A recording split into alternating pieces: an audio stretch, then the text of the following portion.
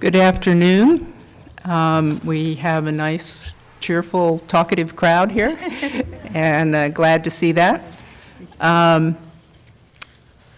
roll call is everyone except Jonathan, and I understand from Craig that the traffic coming here from Goleta is horrific. So hopefully Jonathan will get here soon.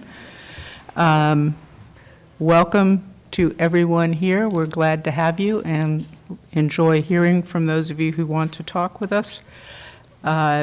We have several people who want to talk, and although we were going to do recognitions out of order, I think I will switch that and let the public comment people who are waiting speak, and then we'll go to the recognitions. But we are looking forward to all of that. So our first speaker is, and I apologize if I mispronounce this, El Sayed El Laban. No. Down here at the microphone.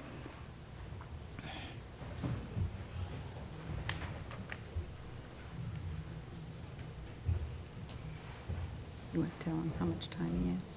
Mm-hmm. Yeah. It looks like he has a bunch of people. And Mr. El Laban, I just wanted to mention a couple of things before you get started. One is that we normally allow about 5 minutes per speaker because we have to make it through the whole agenda.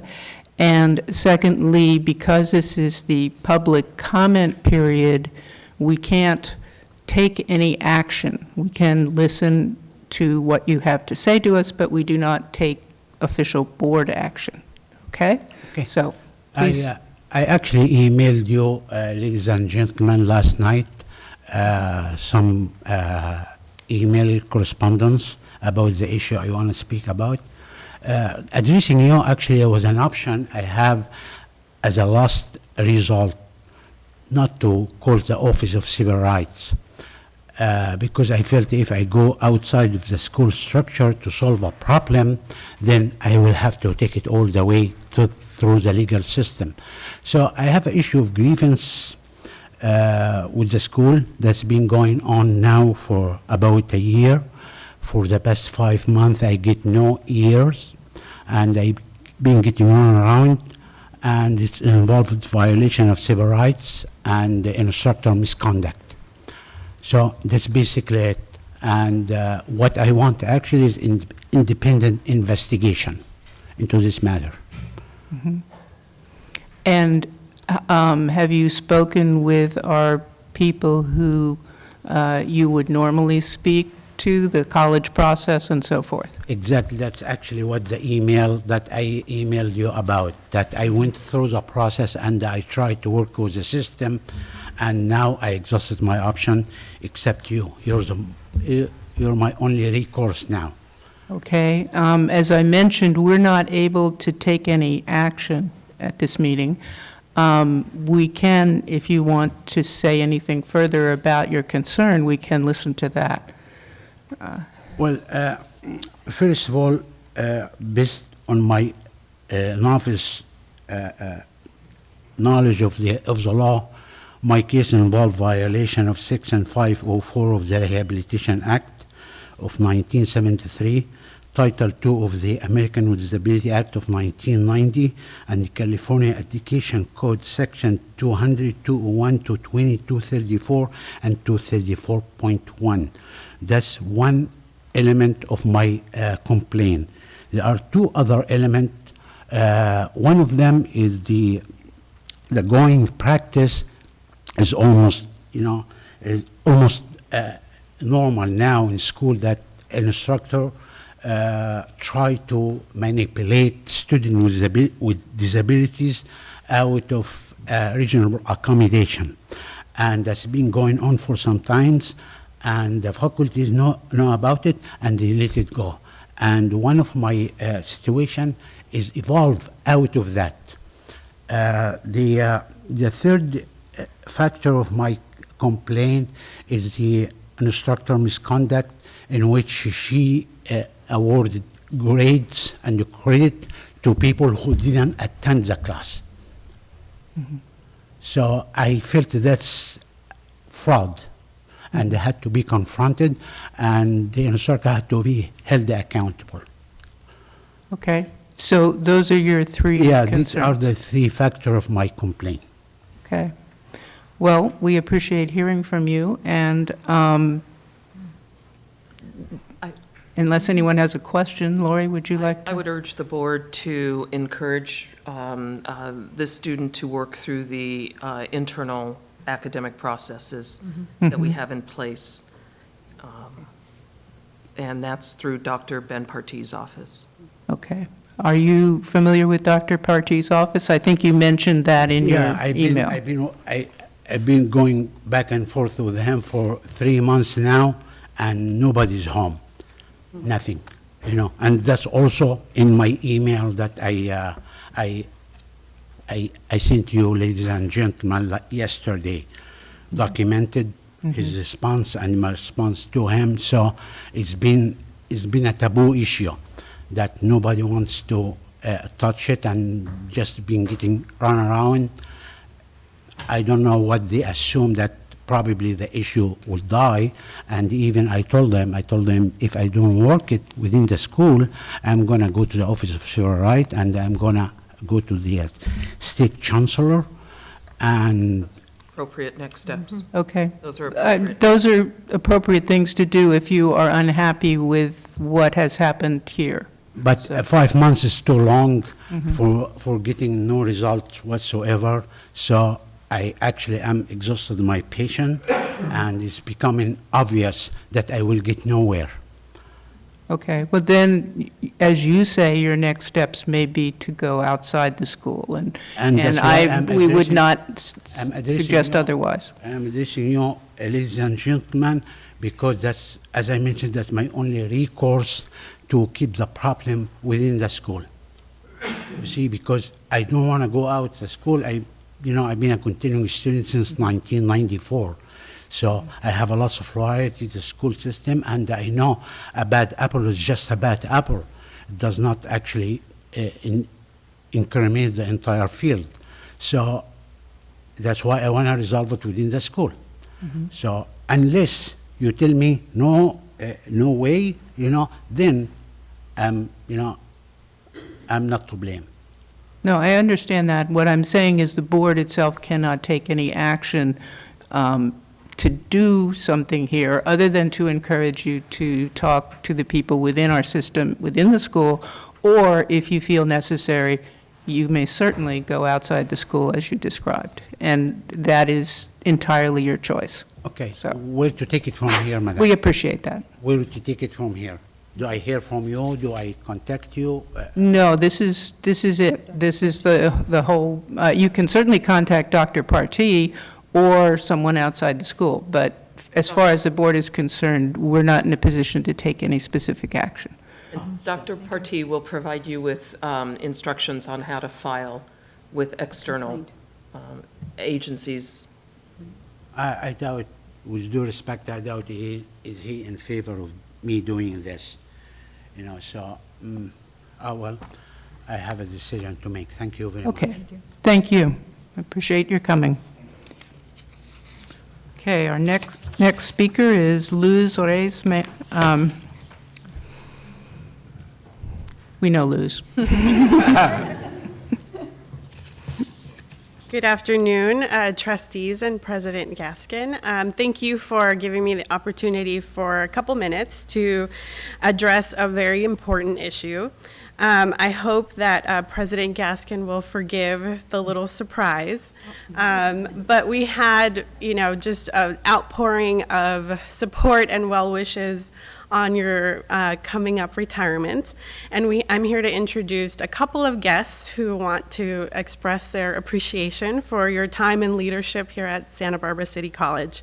So we're honored to have here tonight our very own City of Santa Barbara Mayor Helene Schneider, Leora Goodman, who's a representative from Senator Hannah Beth Jackson's office, and a couple of representatives from Omni, the R Mesa neighborhood group. So I believe Trustee Croninger has some comment cards for them, and they'll each come up and present President Gaskin with some words of appreciation. Thank you. Thank you, Luz. Mayor Helene Schneider.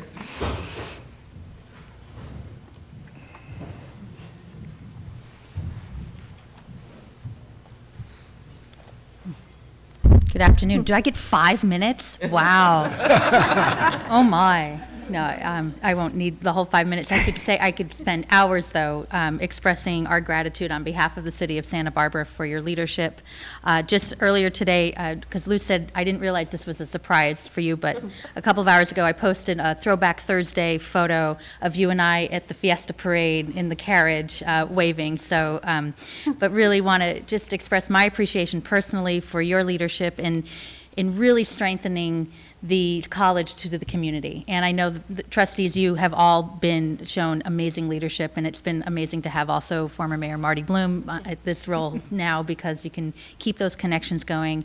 I know we all appreciate the joint meetings that we have, but I think in particular, Lori, right from the start, from just setting a tone, being a good community neighbor, doing the work that we did with the task force, everything connected with the fun stuff, and also bringing this institution on the national map in so many positive ways. So just really want to thank you. I don't need to read this whole proclamation here, but I will just say, I'll do the official now, therefore.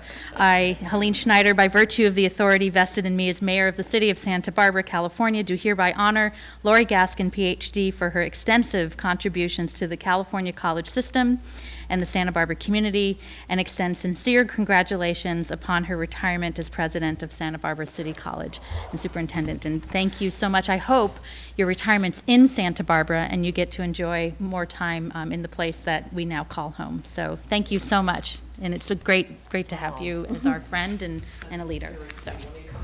Okay.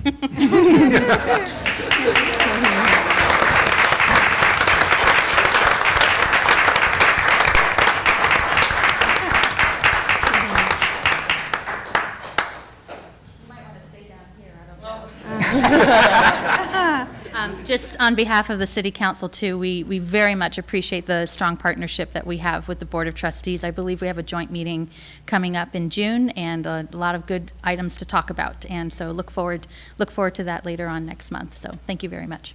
Thank you, Helene. We appreciate the partnership as well. Leora Goodman, Office of Senator Hannah-Beth Jackson.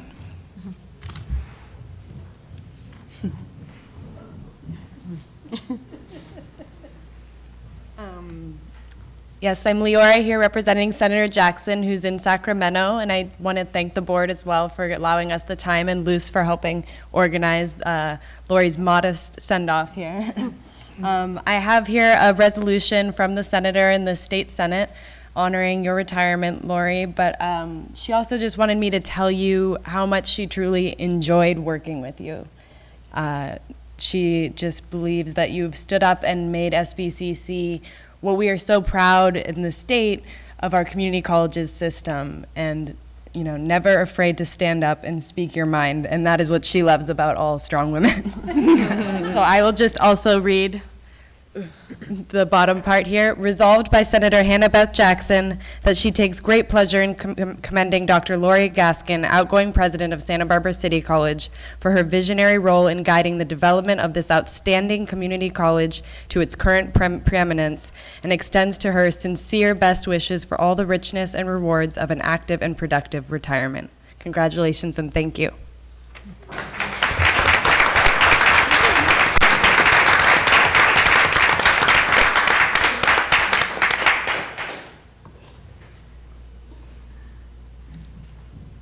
Thank you, Leora. Next, we have Alice San Andreas Calleja. This is our Mesa neighborhood, Omni. Actually, we also have another Omni officer to say, but, I have been through 3 presidents, Joromo and Andrea and Lori, but from the very moment she came in here, she has been with the neighborhood. She attends our village hall meetings. She answers all my even the minutest emails. And my impression is Lori has that energy, the cheerleader for our neighborhood. We are gonna miss you. She's really a part of the Mesa, a really valuable part of the Mesa, and mighty proud of your achievement that in your term, we were #1 Siddhartha Community College. Thank you so much, Lori. I didn't, a little, Oh, you're so sweet. Thank you. and I'd like to call on Wally Ranquieto, who is a member of the Omni Board. He's not in there.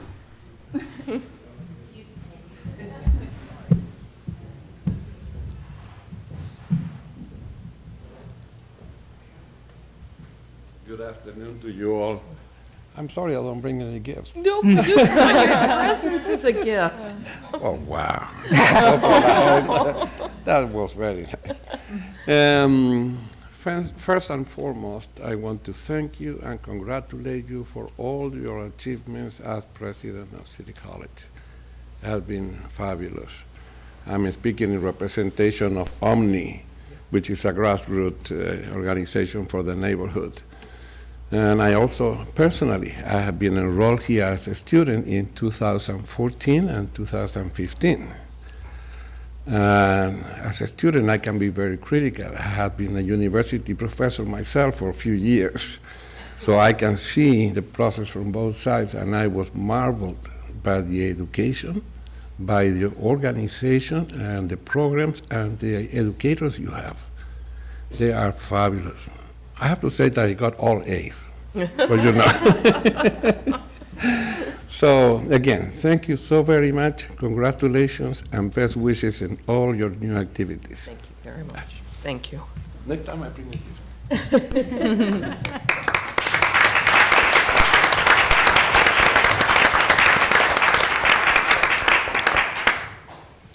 Okay, our next item, which is taken out of order, is item 2.7, recognitions. Lori?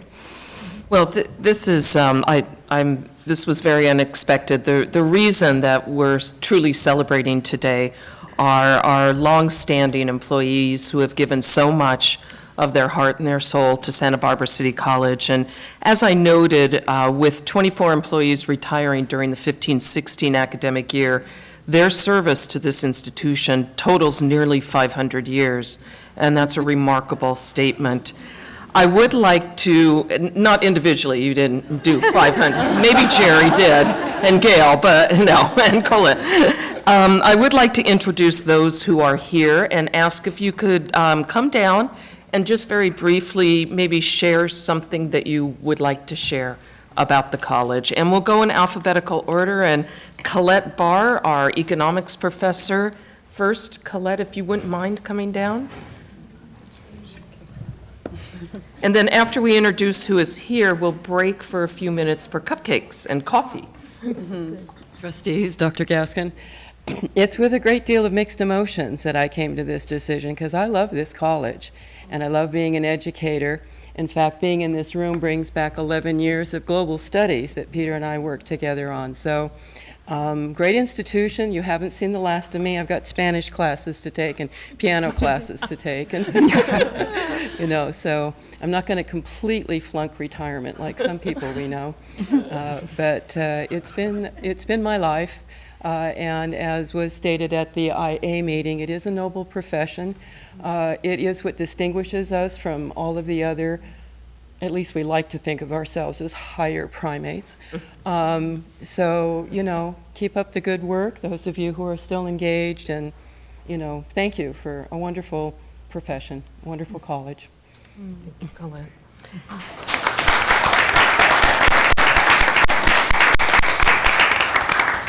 And Barbara Bermudez, our interim financial aid director, and everything else. Party planner. And I will mention Colette has served the college for 31 years, Barbara for 28.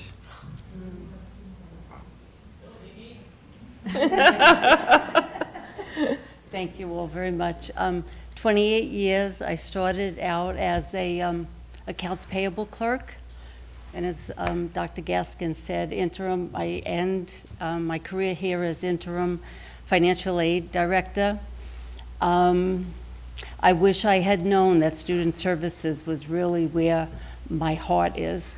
And my team here and friend from finance, I really appreciated. This last year has been a pleasure. It's been a long, hard year. That's not why I'm retiring, but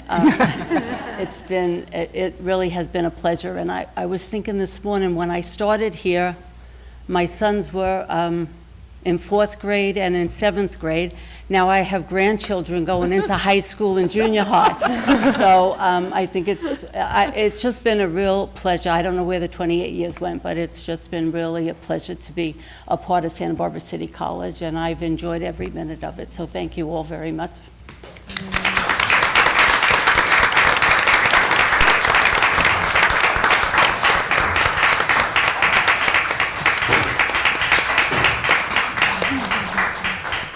And Joan Galvan, our retired public information officer, served the college for 6 years. Joan.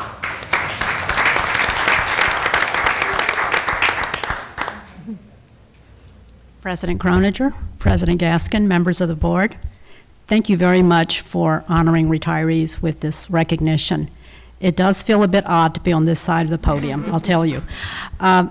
I think to follow up on what Barbara just said, I actually started my career here as an interim. And so I put in almost 2 years before I became full-time staff. So I actually consider myself an 8-year retiree. And I had the privilege of working under 4 presidents. And we had so many exciting and wonderful things happen during these 8 years. And I think probably the one I share with Lori, and I think with Karen Safaya, is being named the #1 community college in the country. And we did so many wonderful things about recognizing that great honor. So that will always be, I think, with me. And congratulations to all my fellow retirees. It's an amazingly distinguished group of colleagues. And I feel very privileged to be a part of this graduating class. Thank you.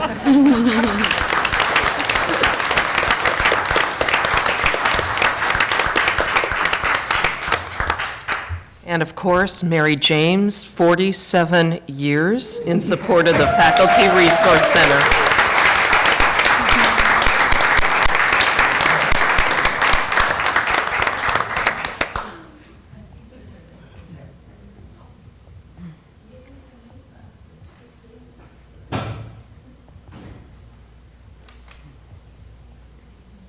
I thank you, everyone.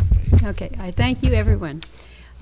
I'd like to express my sincerest thanks and appreciation to College Board of Trustees, my fellow staff members, instructors, and students whom I have had the privilege to know in my almost 48 years of service in this wonderful college.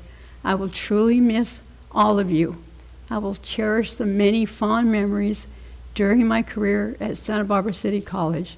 Thank you all so very, very much.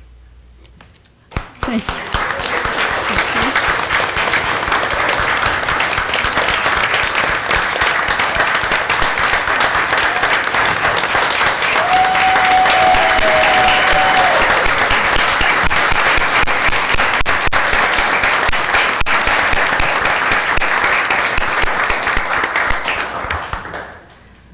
Next, Sohelia Jovanabakt, LTA in computer science, having served the college for 16 years. Sohelia.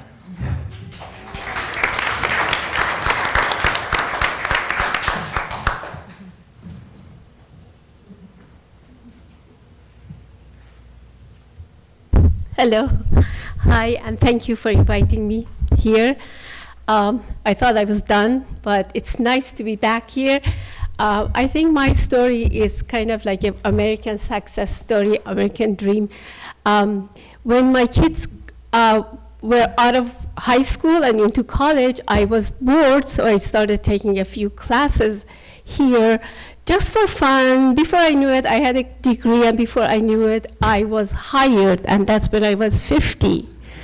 So, so I couldn't even believe myself, and being close to students one to one, being able to know their abilities and help them grow.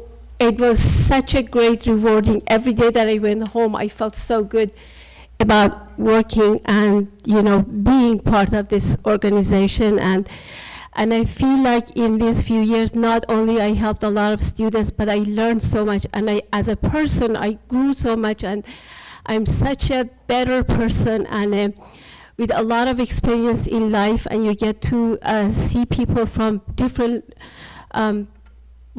walks of life, from very young to very old, different nationalities, and that helps you respect human beings for who they are and appreciate all the abilities that everybody has. And anybody who comes to City College, if they're older, it's because they want to make their lives better. So it's not the age, and it's not where they're from. It's just that we have I had, and the rest of us have, the opportunity to actually have positive effect in young people and other people who want to get better. So I'm so appreciated to the universe for giving me this opportunity, and also to Professor Robert Deppendell, because I was not the normal lab LTA.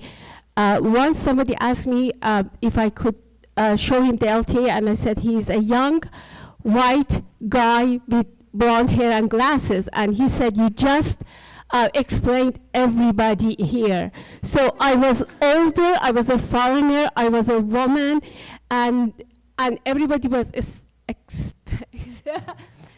nobody was sure about me except Mr. Robert Deppendell, and I really appreciate everything that happened, and I'm glad that I was here. Thank you very much. Thank you.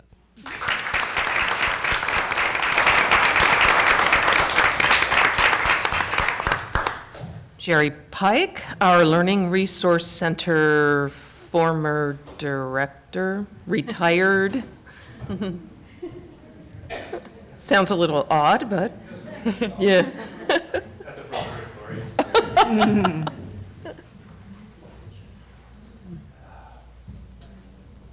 Well, I just wanted to say a couple of things. One, when I came to City College, I had already been teaching for many years, college English, literature, taught here for 4 years before moving on to be the director of the Learning Resource Center. And that was really prompted by some frustrations that I'd had in the classroom. I'd always been a successful teacher, and I wasn't quite as successful here as I had been in the university system. So I welcomed the opportunity to work more directly with students, kind of better understand how they learn, and to assist in that. And the experience has been really incredibly satisfying. So as it happens at the end of 25 years, I find really the favorite classes I've ever taught have been tutor training seminars, for example. Because if you ever want to boost in your morale, just, you know, sit in on a tutor training seminar. It's incredible, the real dedication of those students in helping their peers succeed. And I also, this is a little peculiar, but I wanted to thank the board for your actions 4 years ago that allowed us to hire this person who's made such a substantial impact on the campus at a time which for many of us was a rather dark time, and it's now a rather bright one. So I want to truly thank you for that. Particularly this gentleman right here, Peter Haslett, who, by the way, last comment, I saw Bob Cummings, a retired science faculty, a couple weeks ago. He was saying he was giving himself a C- in retirement because he had only achieved one of his 3 goals, which were, let's see, winemaking, learning Italian, and what was the third one? I can't remember the third one, but he gave Peter Haslund an F. So thank you, Peter, for your ongoing service.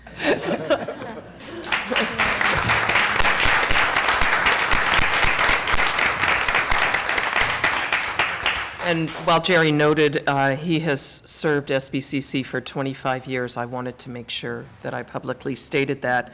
And I'd like to know the grade that you're going to give yourself. Yeah. Gail Reynolds, ESL.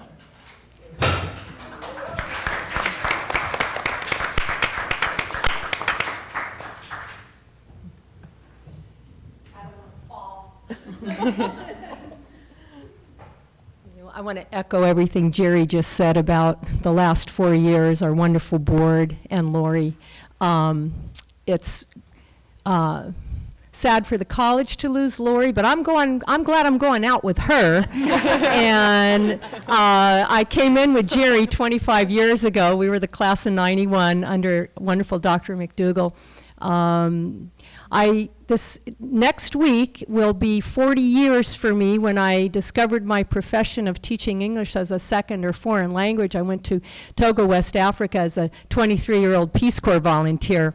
And so I found the career I truly love, working with people from other cultures, different language groups, different walks of life. And to spend the last 25 years here at Santa Barbara City College with the most fabulous, wonderful students, colleagues, staff, friends, it's just been a blessing. I just have to do 2 comments. Mary James was always such a great sport. I would send my Friday morning conversation students out on campus to practice idioms. And usually they'd head to Mary's office first, because it was in our humanities building. And they'd ask Mary, so, excuse us, what are you trying to cut down on? And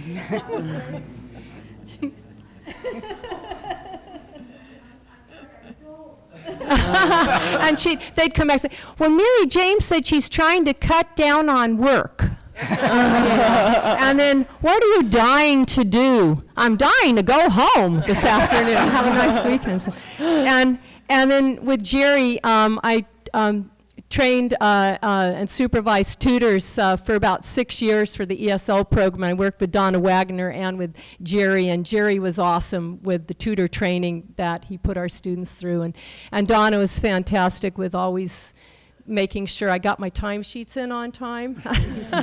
And I too, I'm going to enjoy coming back here as a student. I have a bunch of classes I want to take, and I live on the Mesa, so I'm just a few blocks over. So I just want to say thank you to everybody. It's been a great career, and I just hope that we just get stronger and stronger, and it's a wonderful community, and it's because it takes a village, and Santa Barbara City College and the community of Santa Barbara is a village. So thank you very, very much.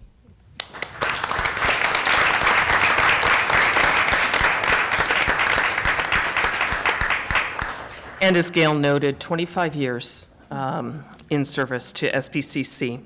And our last person that we wish to recognize is Donna Wagner, who ran with Jerry and with her colleagues the Tutorial Center as a coordinator for 14 years. Donna.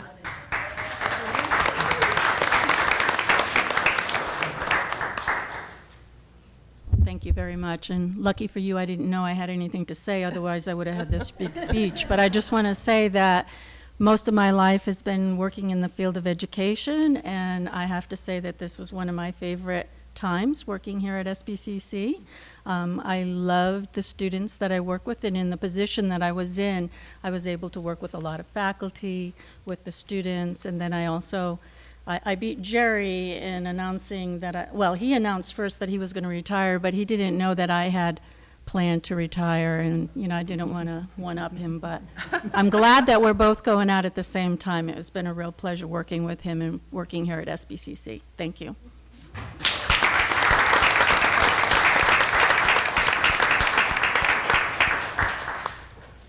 Well, congratulations to everyone. It's an exciting new chapter when you retire and have all these options, so I hope you all get high grades in retirement. Peter, I was wondering, did Mary James outlast you, or are you ahead of her in 47 years here? Well, I'm not sure, but I do remember offering Mary James an honorary PhD because she worked so hard. It just seemed to me that that she deserved that kind of recognition. So with all of the authority not given to me, I wrote her a certificate of congratulations, because what Mary has, and so many of our faculty and staff have the same ingredient, but it's heart. Whatever Mary did, she gave it heart, and you just do it, and therefore you just had to work harder.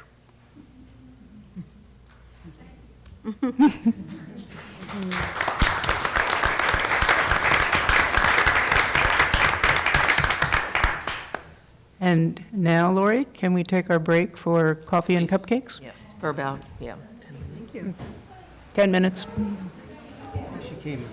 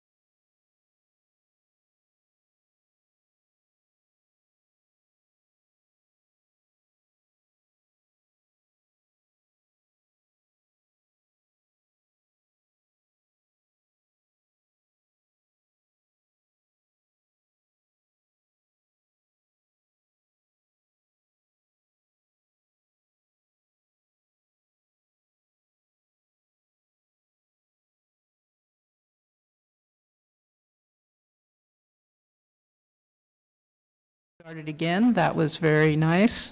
Thank you, everyone, and congratulations. Our next item is 2.6, which is the minutes of the regular meeting. May I have a motion to approve the minutes of April 28th, 2016? Jonathan, move. Can I have it? Craig, second. Any comments or corrections? Anyone? Okay, all in favor? Aye. Opposed? Anyone eating a cupcake? That takes us to the report by Academic Senate, Dr. Priscilla Butler. Welcome, Priscilla.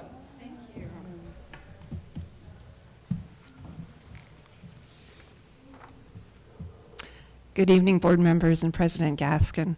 I'm so happy to be here. As you know, it's my first meeting, and I feel I should first acknowledge Dr. Kim Manda, who did such a great job of representing our faculty for the past 2 years. And she's been really helpful in integrating me for the past year. We serve, as you probably know, for a year as the president-elect, and so she and I have been working closely together, so I owe a great deal to her.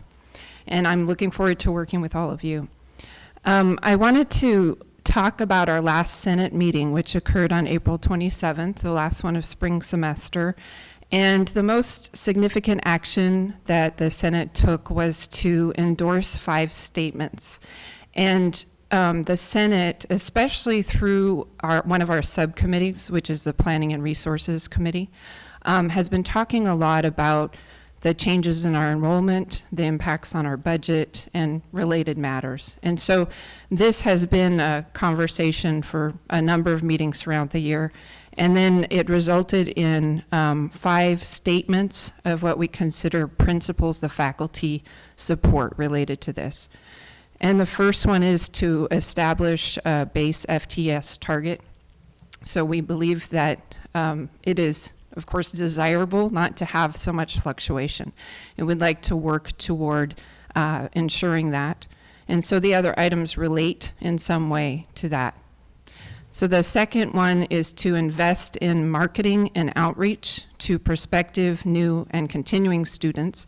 And there's a statement that goes along with this that reflects, I think, a lot of the conversation we had at our joint board and Senate meeting in spring, where so many of the faculty spoke to the role that having a diverse student body plays in our campus community. So the second part of that statement is because a diverse student body contributes to a richer learning experience for all. Our third principle was to prioritize communication and engagement with the community. So we recognize how important it is for the community to understand what we're doing and for us to be in conversation with them about that in a positive way. The fourth is, it dovetails with one of the items on your current agenda, which is to limit the number of international students to 1,500 per year, and I want to talk more about that in a moment. And then our fifth item was to expand strategies to increase student retention and completion, and that's something the Senate has been talking a lot about through its SSSP and the student equity committees as well.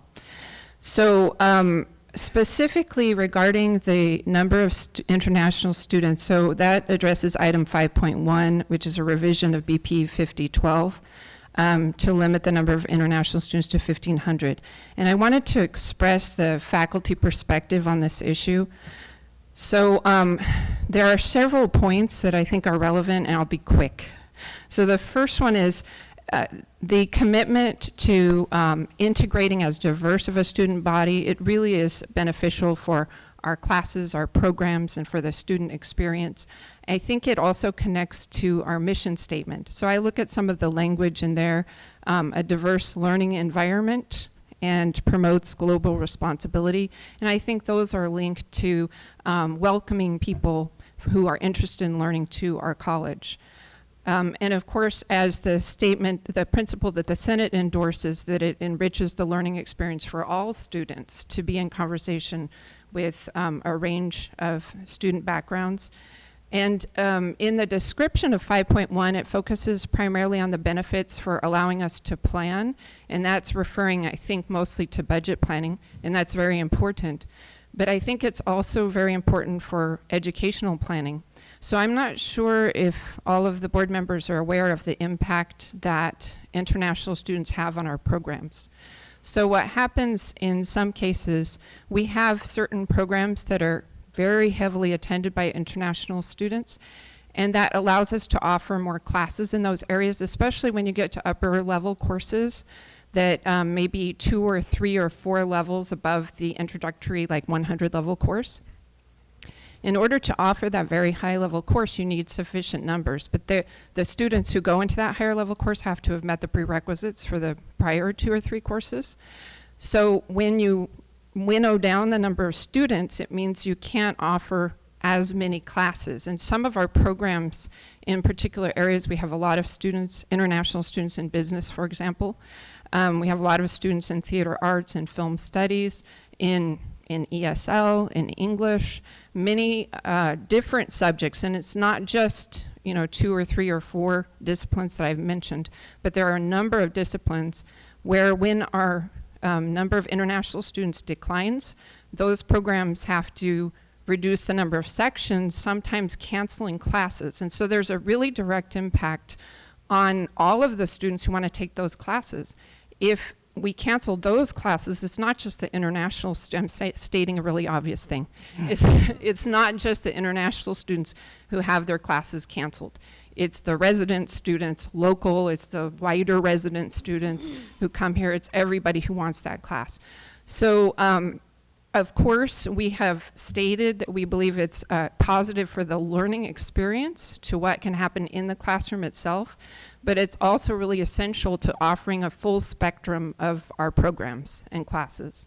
So that reflects the Senate's position on supporting the 1,500 student cap, and we wanted to emphasize that that doesn't mean a smaller number. That means we want to get close to that. That's our hope, not to reduce it. And then the final thing I wanted to share is about some of the work that the Senate is doing this summer. So even though we're out of session, some people, of course, are teaching in summer 1. We have several work groups that are going on. We're working on the AP for course auditing. We're working on disciplinary procedures for academic dishonesty cases, ranking positions for faculty, and the committee structure for the Academic Senate. So we have some work that we're doing, and I'll have more to report on that next time. Our next Senate meeting is July 13th. So thank you very much. Thank you, Priscilla. Oh, Craig had a question? No, don't apologize. I just do that sometimes. When I was reading the measure with the 1,500 number, I want to share with you for a minute like what was going through my mind. And I appreciate what you just said, and I hopefully understand it all, but maybe you could clarify it just a little bit further for someone like me that didn't spend my career in education. When I look at our mission statement to provide what we want to provide to the students, a diverse learning environment, and we're rated, top in the country, and how do we maintain that? Well, we have to do it by working very hard. So this is what's going through my mind, and I'm thinking that, oh, now you assigned like a number instead of a percentage. Well, right now, with declining enrollment and the percentage, that would reduce a number probably. But it's not a huge drop. And then I thought, boy, the incentive, one of the things that seems, in my mind anyway, that makes us number one is that we keep modifying, changing, and improving our curriculum, changing up the classes, offering new classes, coming up with just constantly amending programs and changing. And I thought, what spurs the change, the driving force between spurring that kind of change, is really looking at the market. The market meaning the students who come here and what they want. by listening to that, by looking at it and examining that and making the changes, then we keep ourselves fresh and ahead of the curve and on top. The more we make, this is just my thoughts, and I could be wrong, but my thinking is the more we push it to like a defined number, then we might inadvertently take away part of that driving force that impels us to constantly change and improve and to meet the need of the students. And so maybe there's a way I could have phrased that better. I'm very concerned about, and I understand what you're trying to do here is make it stable, easier to predict, and preserve what we've developed. But I'd hate to see that emphasis kind of get curbed, you know, to reach out there and be innovative. And so that's my concern. It's like, you know, push me, pull me, you know. There's an old story about, I recently read about an Irish king who kind of was maybe bipolar. He had a chariot with a white horse and a black horse, and that represented his personality and everything he did. And I just see that there's two sides to this. Other than that, I don't know if you understood me totally or have anything to reply. At least I had the opportunity to express what I was thinking. I like the two chariots. No, I think I understood what your comments. I don't see setting a 1,500 student cap as necessarily being oppositional to innovative programming. We can still make really innovative programs. I think if you look at the table that's included with this item, it shows our actual international student numbers over time, and if you look back 6 years is actually, you know, quite a bit lower. And the current 8% is the cap, so it could be under 8%, and the 1,500 is still the cap, so it could be under 1,500. But the thing that I think the faculty found very appealing about making it a number is then there's a goal of not having as much fluctuation from year to year. And having a more established base for international students, I think, makes it easier to plan. And so when I was talking about planning, I think from the probably college side, it's more about the budget, and that's important. But from the educational offering side, it's about which classes can we offer? Can we even offer these classes? Because do we have enough students for them? So I don't see them as oppositional. Yeah, I don't think that that no matter what, whether we go with that hard number or what we do, it's always going to be true that you have the ability to plan and improve and do things. Mm-hmm. I'm just concerned about the motives at that point. And I think it's a good thing now with enrollment going the way it's going. When enrollment starts to go up again, and sooner or later it will, mm-hmm. Then we've capped ourselves at a number, and maybe that, you know, we could have gone over on and used that to spur more improvement. But then we have to look at this board here, especially, we have to look at the public's response and what they think and how they perceive what we're doing. I want to publicly thank you for bringing at the beginning of your presentation, for bringing out the reasons why we do what we do. And I think that's the message and very, very critical. Mm-hmm. Thank you. Thank you very much. May I leave now? No, we're going to chain you to that ditch. Do we have anyone for students? Okay. Liz.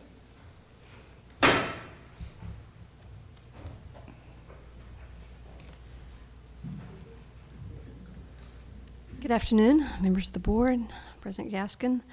Our consultation group has met a couple of times, and one of our meetings we invited Lindsay Mass to come, and she gave us a very comprehensive overview of the budget, the issues. I mean, she spent most of the meeting with us, so I really appreciate her coming and doing that.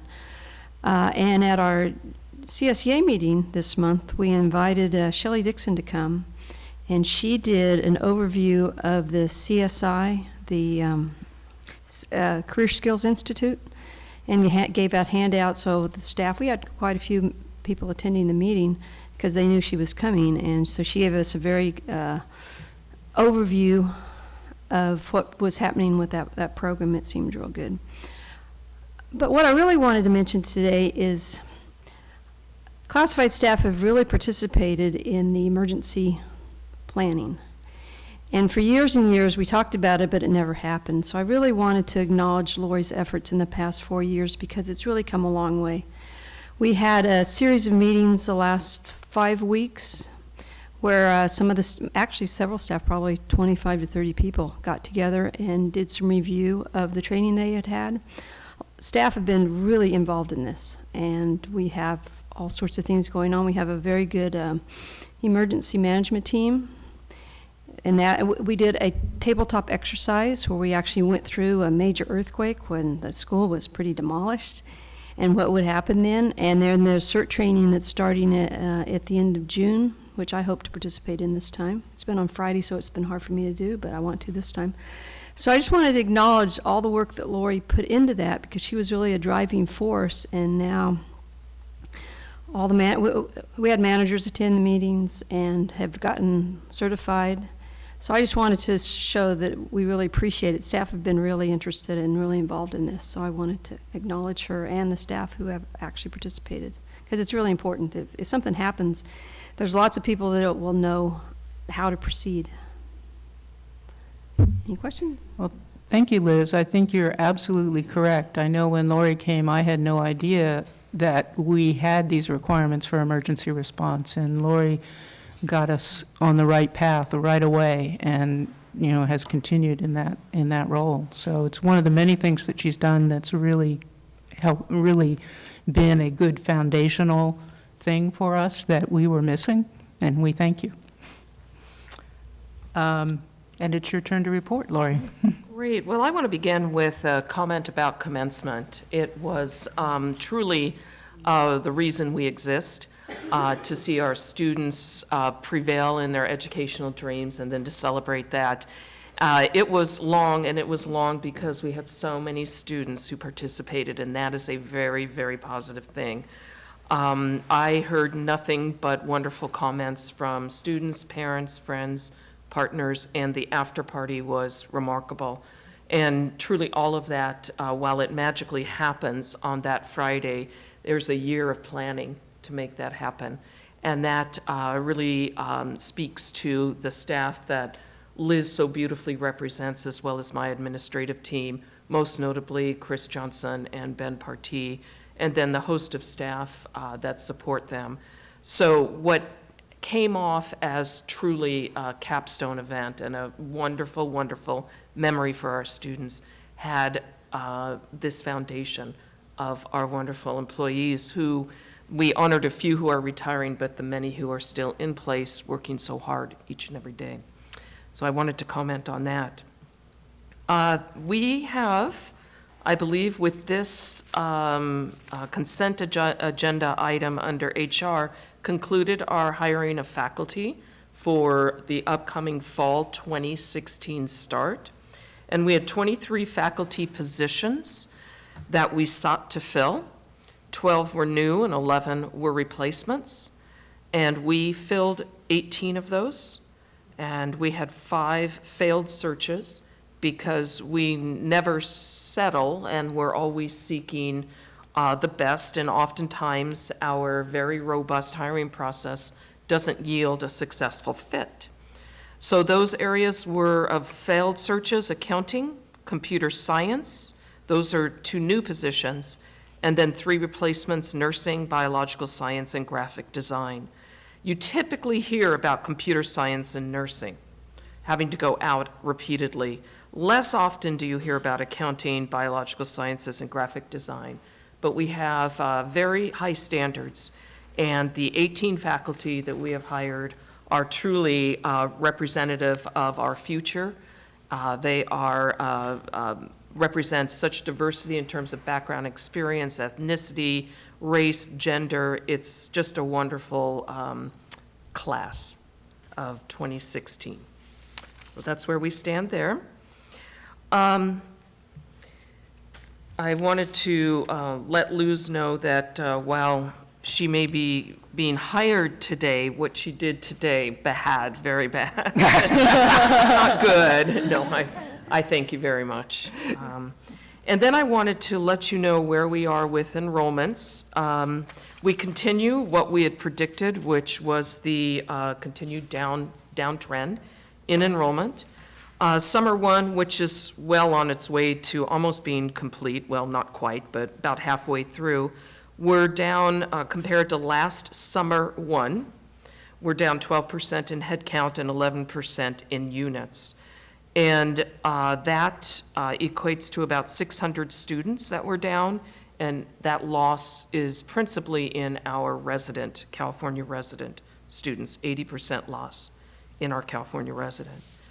Summer two has yet to start. That will start in late June, so there's still time, and high school students are still in the throes of finals and things like that, so they haven't really thought a whole lot yet about summers two. So this is very preliminary, that we're down 8% in headcount and 9.4% in units. Again, the vast majority of that equates to 400 students, is in our California residents.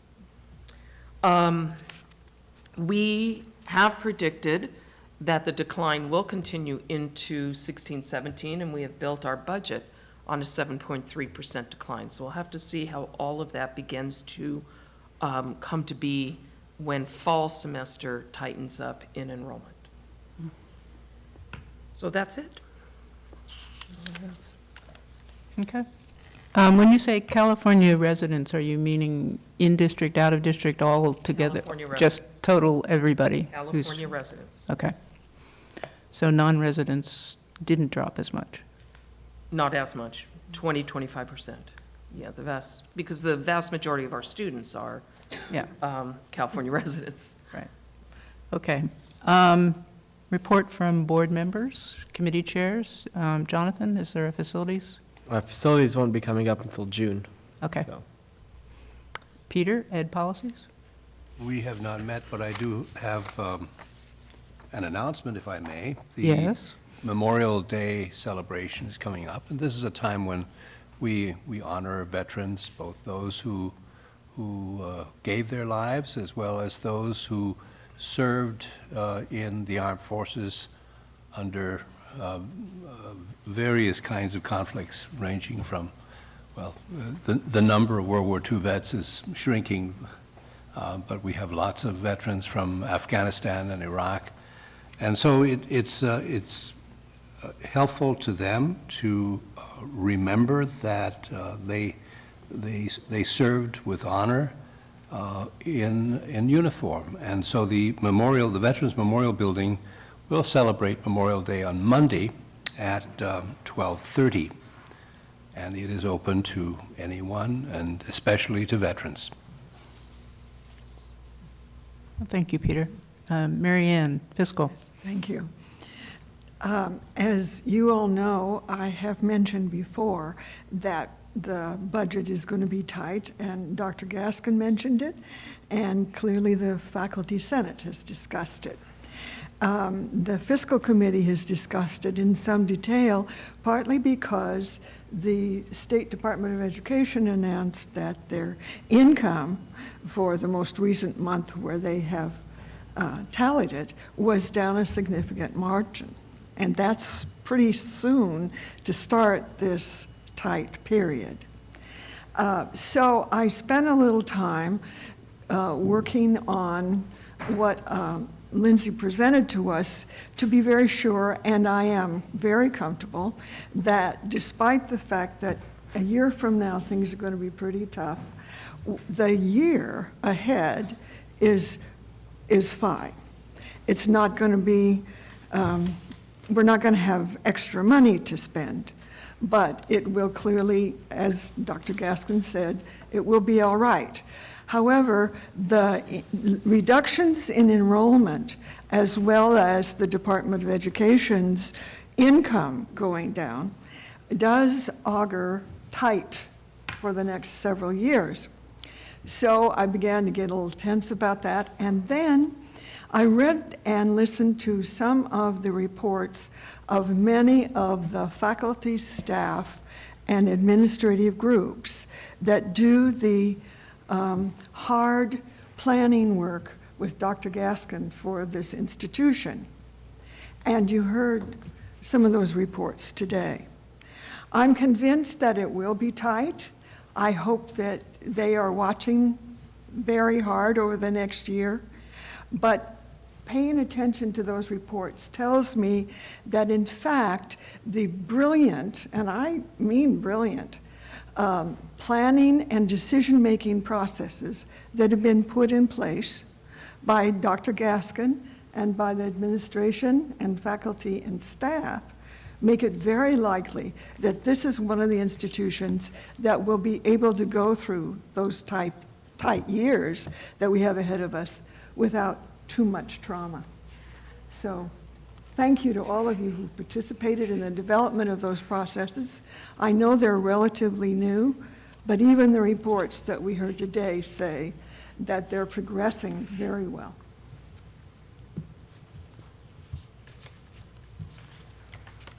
Jonathan. I have a question for Marianne. Yes. Since the budget approval is coming up in 2 meetings from now, how can we best educate ourselves to get to the same page you are on the budget so we can make a good vote? We should have a first reading at our next meeting and then a second reading. So, So we're going to in the first reading, we ought to be able to go through it. Okay. And help with questions and things like that. And hope issues. you will come with questions. Yeah. Because we still have lots of questions. We haven't answered all of them yet either. And you're a member of the public too. Everything that's public to date is online. So that would be good if you want to get ahead of the game and just listen to the tape, go through all the attachments, start writing down the questions, and then. Right, the fiscal committee has an agenda with attachments, particularly the last meeting would be a good one to look at because you get the preview of the budget, tentative budget. Thank you for the question. Mm-hmm. Anyone else have comments? Veronica? Well, Marianne and I attended, thank you, Angie, for sending us and organizing. We don't go anywhere without Angie sending us. We attended the trustee conference in Palm Desert, and it was really good. We both got ethics certificates and certified. We're official. Yeah, thank you. I know, we graduated. It was actually really good. When I was looking through all the, I know the league is pushing, or not pushing, but really promoting the Excellence in Trusteeship program, and none of us have officially been enrolled in it, but we all have a certificate by now, I assure you, because I went through all the courses and everything, and I told Marianne, goodness, we could have gone through this twice already, and Angie went ahead and enrolled me. They really are suggesting it. However, it costs money, and I don't know why it costs money. I feel like if we go and we attend, we should just get a certificate. But if you guys are interested, I bet you guys have already completed half of everything we need. When I went through everything myself, and when I went through the board development that we have in place here at the college, and we partner that with what we do outside of the college, we're pretty up to speed. So thank you, Angie, for keeping us organized. So I just wanted to tell you guys that even though you don't know, you already have one of these in my book. We did get to learn about the Institutional Effectiveness Partnership Initiative, which Dr. Friedlander, showed us about with the metrics. So I think that that'll be something good for the future, maybe study topic to really dive into that and see what our role can be. There's also a lot of conversation on the open educational resources, the OER, and so that, I think, with Dr. Monda's latest presentation, I think the college is pretty on top of their research, and I applaud Dr. Monda for knowing that going all digital is not good for students, and that there's still a lot of research with the good old pen and pencil. So, so that was that. I don't know if you remember anything.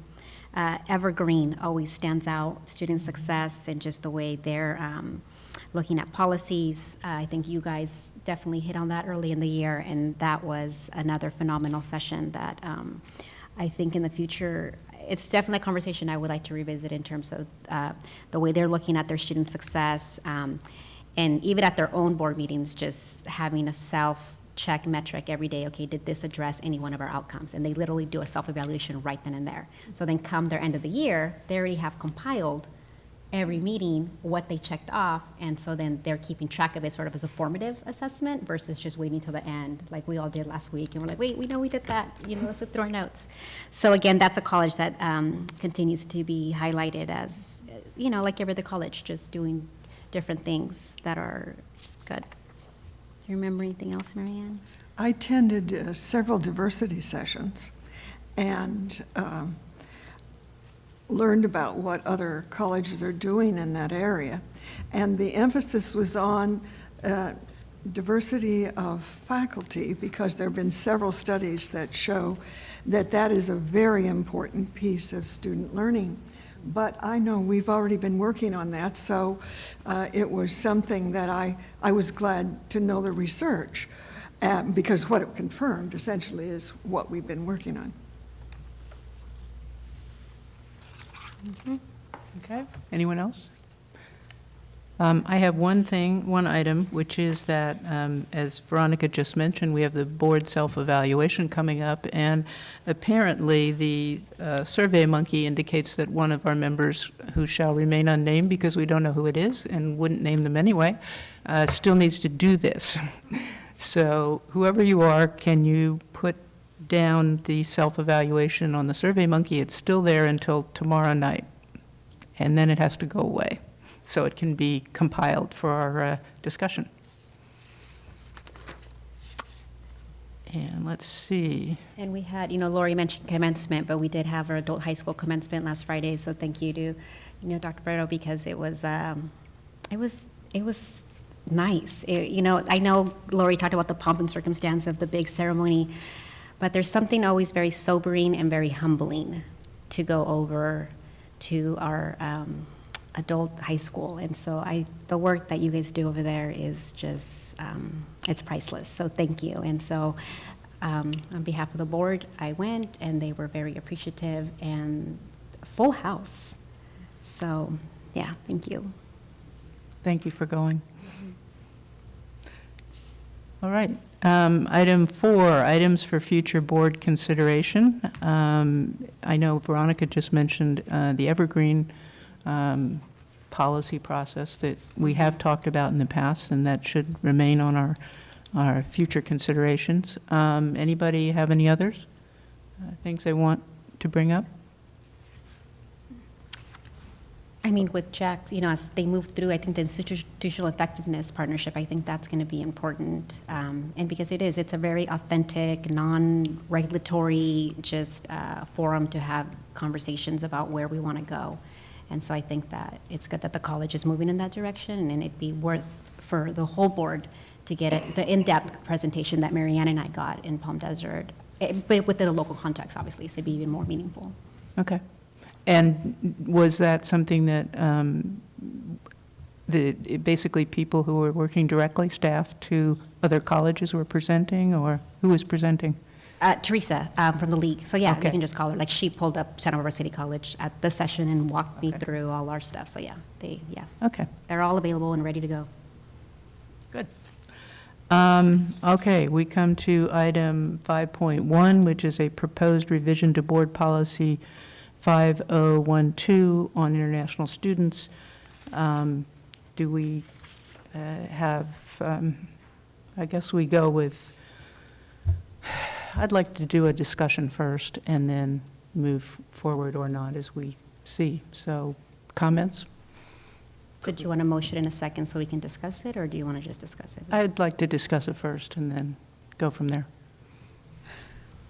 Before we discuss it, I need some information. Mm-hmm. I am not clear about how much, we keep sort of dancing around the question of money, but I would like to know how much money or what percentage of the budget foreign students bring in now. We presented that at the fiscal committee. It was broken down at the request of Veronica. Right. And that'll be in the material that is presented to the full board. But I actually would like to introduce the item. Sure. It was That would be fine. introduced- I'm sorry. Yeah. That would be fine. Thank you. This is under Superintendent President recommendation. And I am carrying forth the firm statements of both the Academic Senate as well as College Planning Council. As you know, College Planning Council is a constituent representative body comprised of all of the governance bodies on this campus. And the point of this is multifaceted, and it comes down to planning. Despite what might be in the popular press, this is not about money. Every time I've been asked for the past 4 years, what is our percentage, what is our base, it is very difficult to answer because it's always a year lag. And as you can see in providing this data, I cannot tell our international programs how to plan. I cannot tell our faculty how to plan educationally because we have to close the academic year. This is all about effective and proper planning. And to get away from a moving target to one that is reasonable, that speaks to the issue of our mission and purpose, and that allows us to plan effectively. Plan both from an educational standpoint, as Dr. Butler said, as well as from a fiscal standpoint. That's why this is being brought forward. In providing the data to you, you can see that while the limit was quite significant, there were rarely any times that we got right to the limit. You have to understand that that limit is, takes into account both our program for international students as well as any other visa acquiring individual who on their own can enroll in the college. So that's why we're bringing forward a 1,500 person. We want a stable number to plan, and that number can change. You can change that from 1 year to the next. Just bring this board policy as I'm doing today. But I think our institution deserves a target that's very clear. So that's why. So money, we can bring up the fiscal committee agenda, but this doesn't have anything to do with money. Does it include the numbers that we got with the chart, which was very interesting because they are pretty consistent?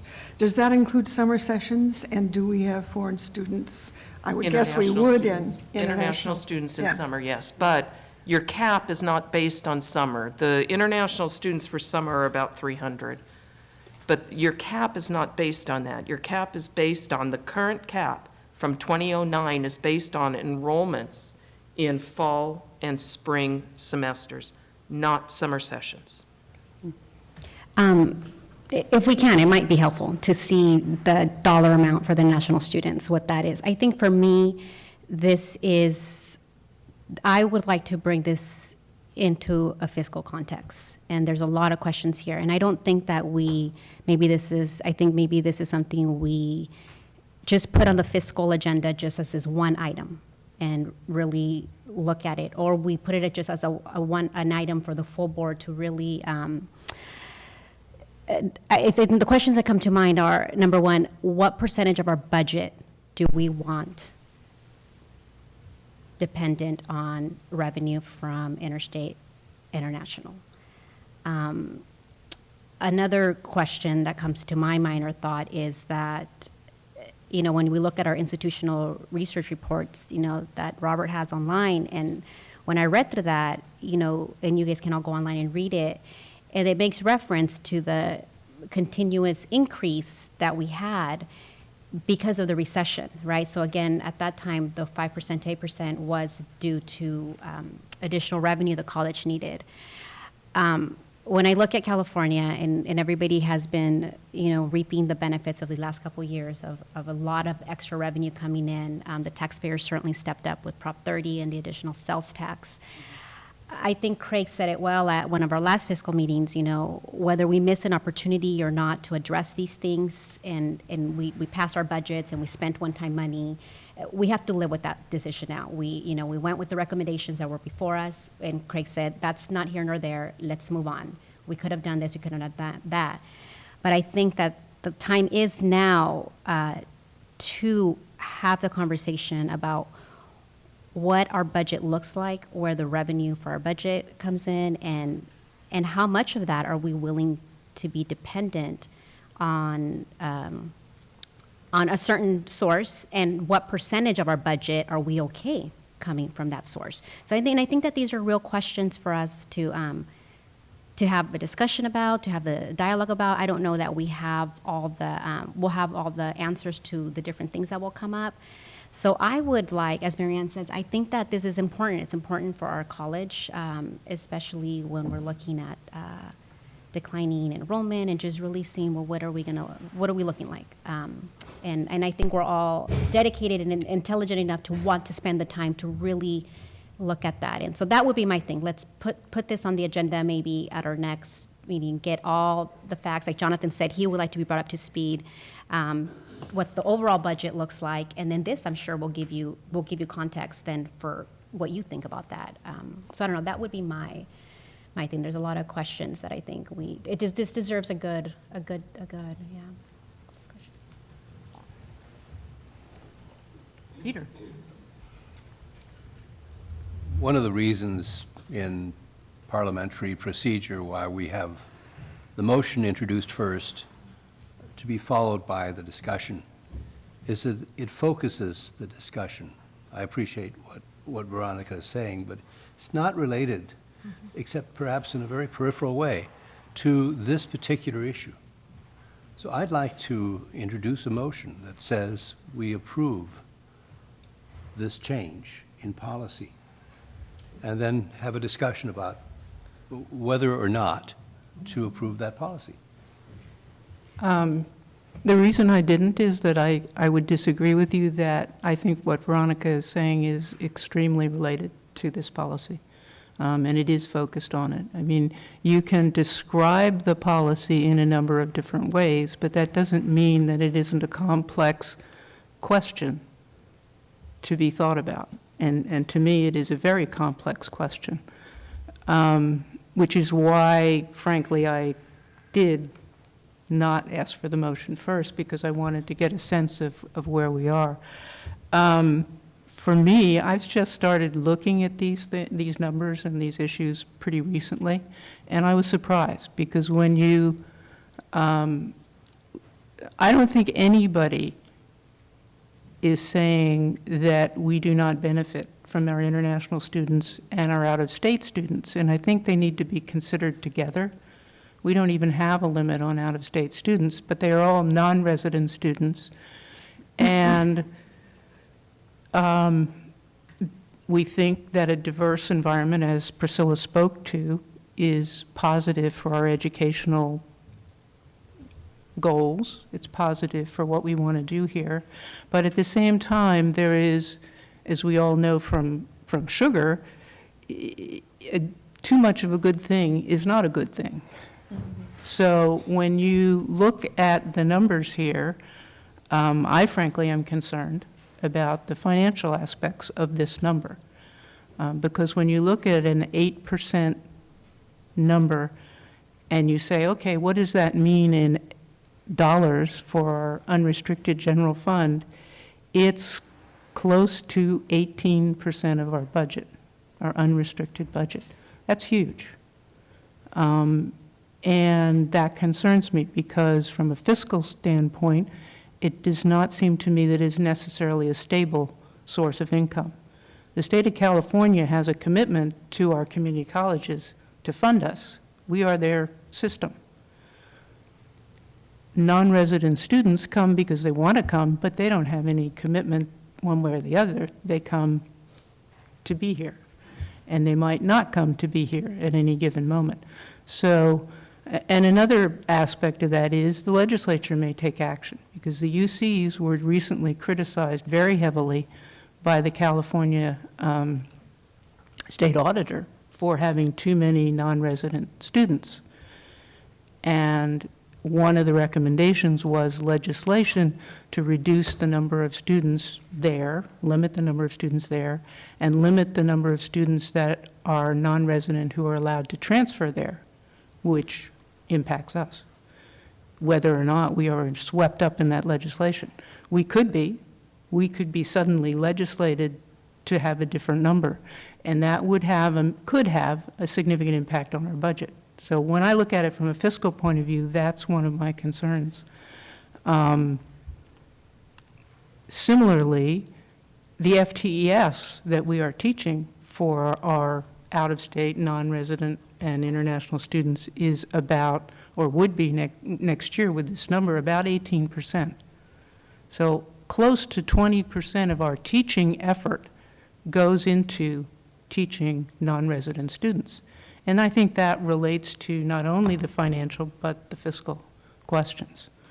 And that's what makes this complex. Priscilla spoke to another aspect of the issue, which is the effect on our planning, and Lori spoke to it as well, the effect on our planning for classes, the effect on whether or not we can offer classes for local students. That's the benefit side of the equation. But I think there's a fiscal side of the equation that is inherent in this number, and there is a benefit side of the equation that is important as well. And we really don't, I don't have a full picture of all that. Well, my sense was that this is a larger question, and very rightly developed by both you and by Veronica. But I don't see it as a subject for an enlarged discussion this evening on the basis of the clock, for one. And I agree. And so if we, as Dr. Gaskin said, the mere approval of this policy is long-lasting until we change it. And that's where I'd like to move. Therefore, my motion stands and awaits a second. I second it.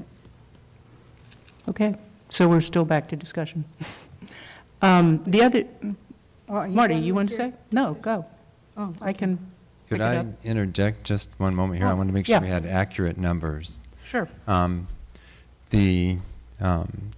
What is projected next year based on approximately 1,500 international students is 11.3% of the revenue.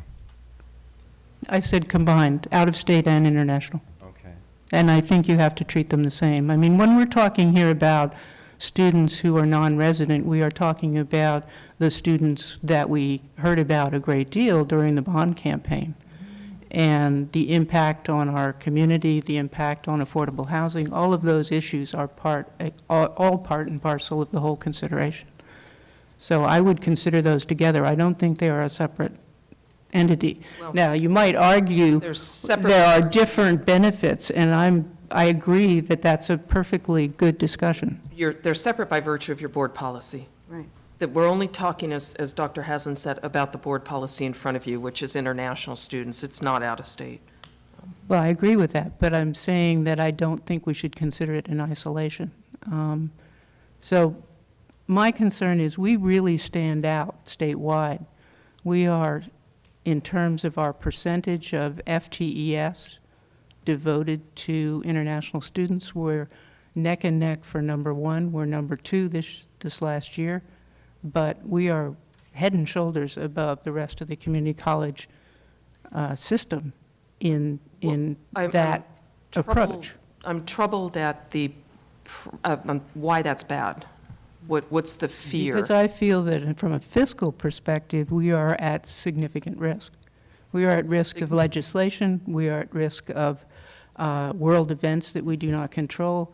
This is not a revenue stream that comes to us through a reliable source.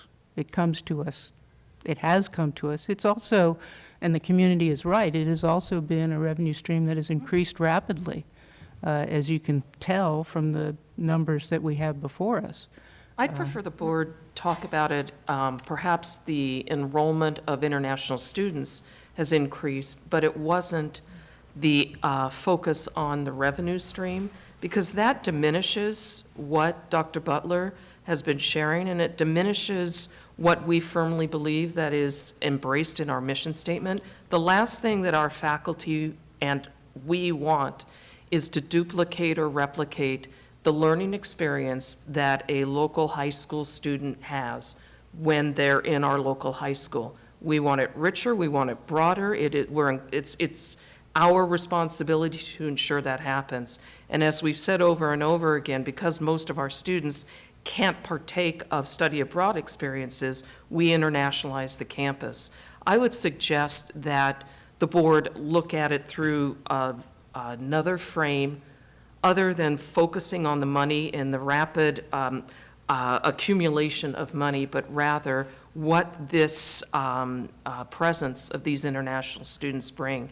And all you had to do was to go to the President's Honor Roll, to go to our outstanding students, and you would see the richness. You also hear it in the student comments that they write in their student evaluations, as well as I'm sure the faculty hear it. So there's another lens to look at it through. Well, Mary Ann and then Craig. I think perhaps I've misled this discussion. I want to be very clear with you. I am not sure that we have enough foreign students. I am not sure that we have too many foreign students. I'm not sure that we have enough out of state or that we have too many out of state. I am not trying to lead the discussion to one where we reduce the number of foreign students. As someone who went through a lot of years of college life in a lot of places with a lot of foreign students, I completely agree with the faculty that they contribute a major component to the college. I'm not addressing that issue at all. I have no question of that one, except that I do not know when I vote on numbers what the financial implications are. And I need to be really comfortable with that before any proposed number is one that I'm comfortable voting on. Craig. What I'd like to interject at this point is that you're talking about the fiscal implications. What part of this is to stabilize that. You're saying, what are the fiscal implications? If we set a concrete target that we can go to, we understand as an institution how to keep that represented. There's ways that you can increase and enhance your population to a degree by lowering the GPA requirements or increasing them. I mean, there's a number of them, and I'm not the one to talk about them. That would be Corolla. But what it does is gives them the opportunity then to target that number and try to reach it and keep that stable within our budget. If you talk about the fiscal implications, having it stable is important to us because we don't rely on those dollars. We do rely on them, but we rely on them to supplement what we get from the state, not take away from it. And so it helps us expand our offerings beyond what we could offer from just state funding. And I just think, to me, it's just a huge benefit. That's just, I feel that having, we discussed it at length, having that stability, giving them the opportunity in international to plan for it and target it, a number helps them a lot. And it helps us as an institution. The risk that you talk about, as far as there may be state regulations, well then, when that happens, that's something for our planning. We will plan for it then, we will address it then, we'll respond to it then. It's the same as any reduction in FTES that we face. As soon as we see it, as soon as we identify it, we start planning for that opportunity or problem, whichever it is. But that's what we do. I think that, to me, when we had the discussion in CPC, the benefit to the students was the overriding argument that came out. It wasn't fiscal, it wasn't other, it was the ability to offer classes, to offer an enhanced environment, to provide that benefit to our students at our institution. And to me, that's that's all we're trying to accomplish from the fiscal guy. Thank Craig- you. Craig, did you have a comment? Yes, I did, and I just want to thank you for those comments. I had two things. First, I'm not, at least this trustee is not too concerned about instability in the income stream created by the foreign students.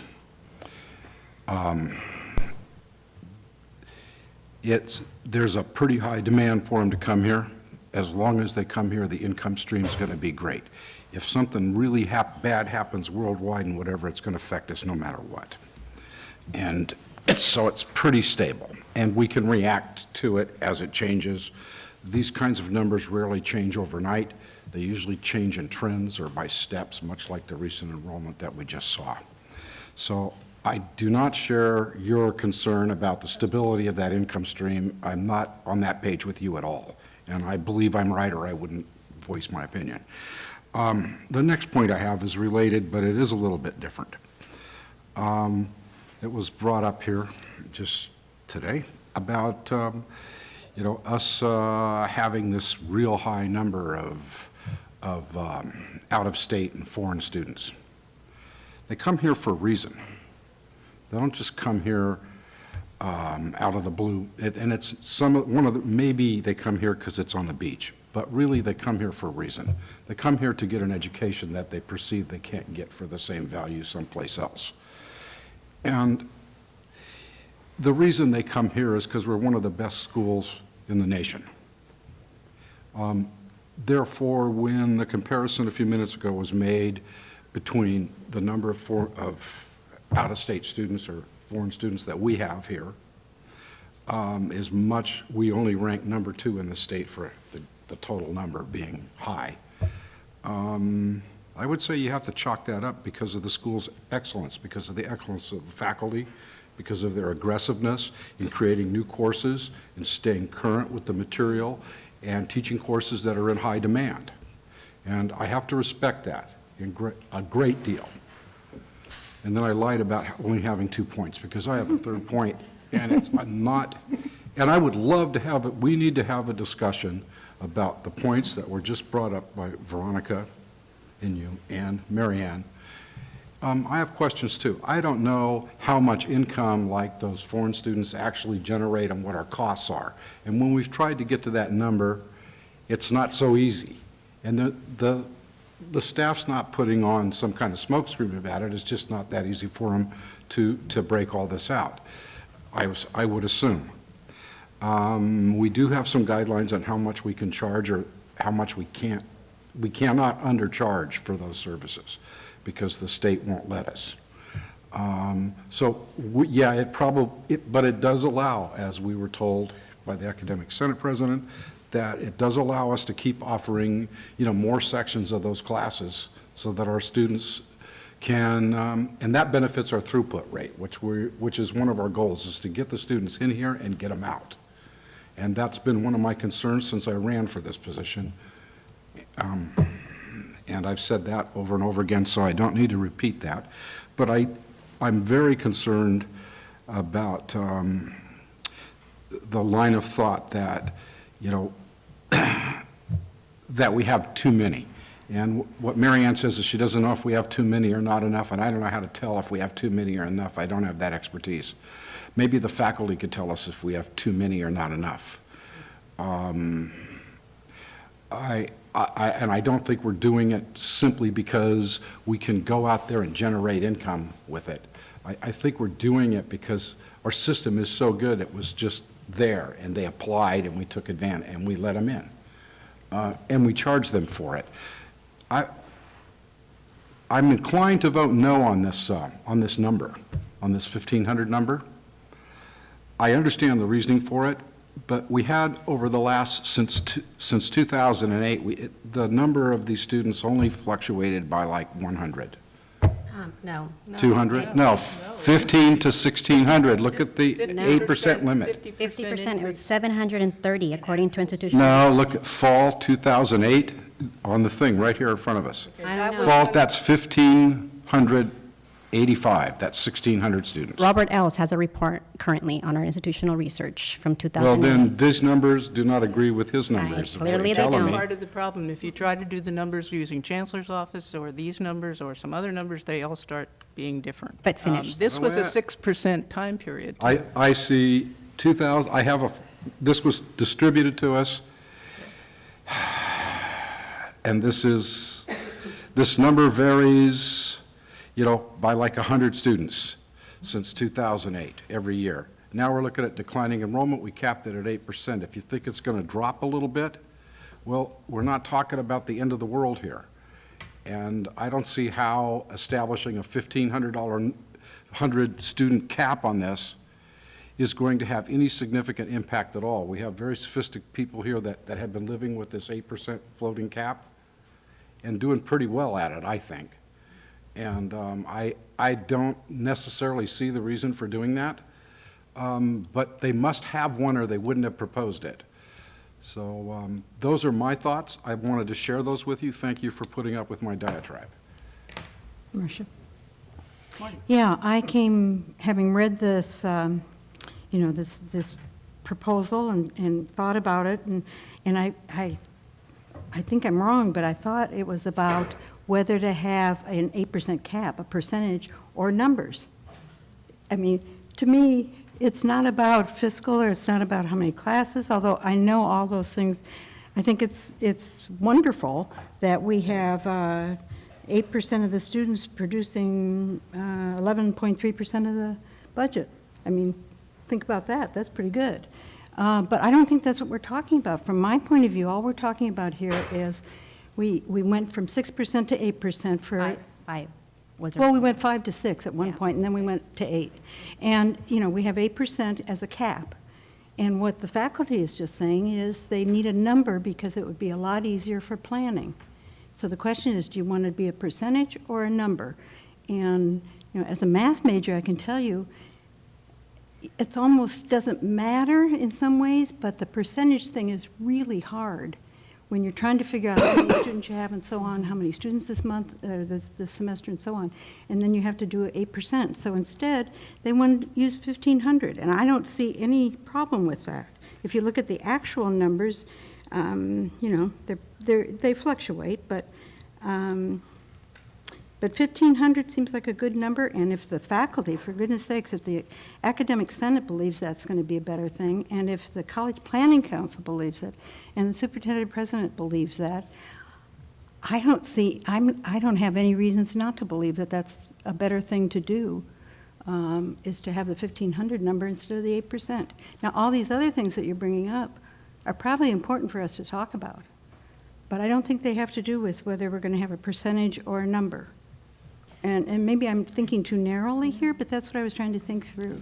And I agree with you, Marty, that a number is cleaner. So, and I think that when we talk about the way we interpret our mission statement, the diversity in that, that's up for interpretation.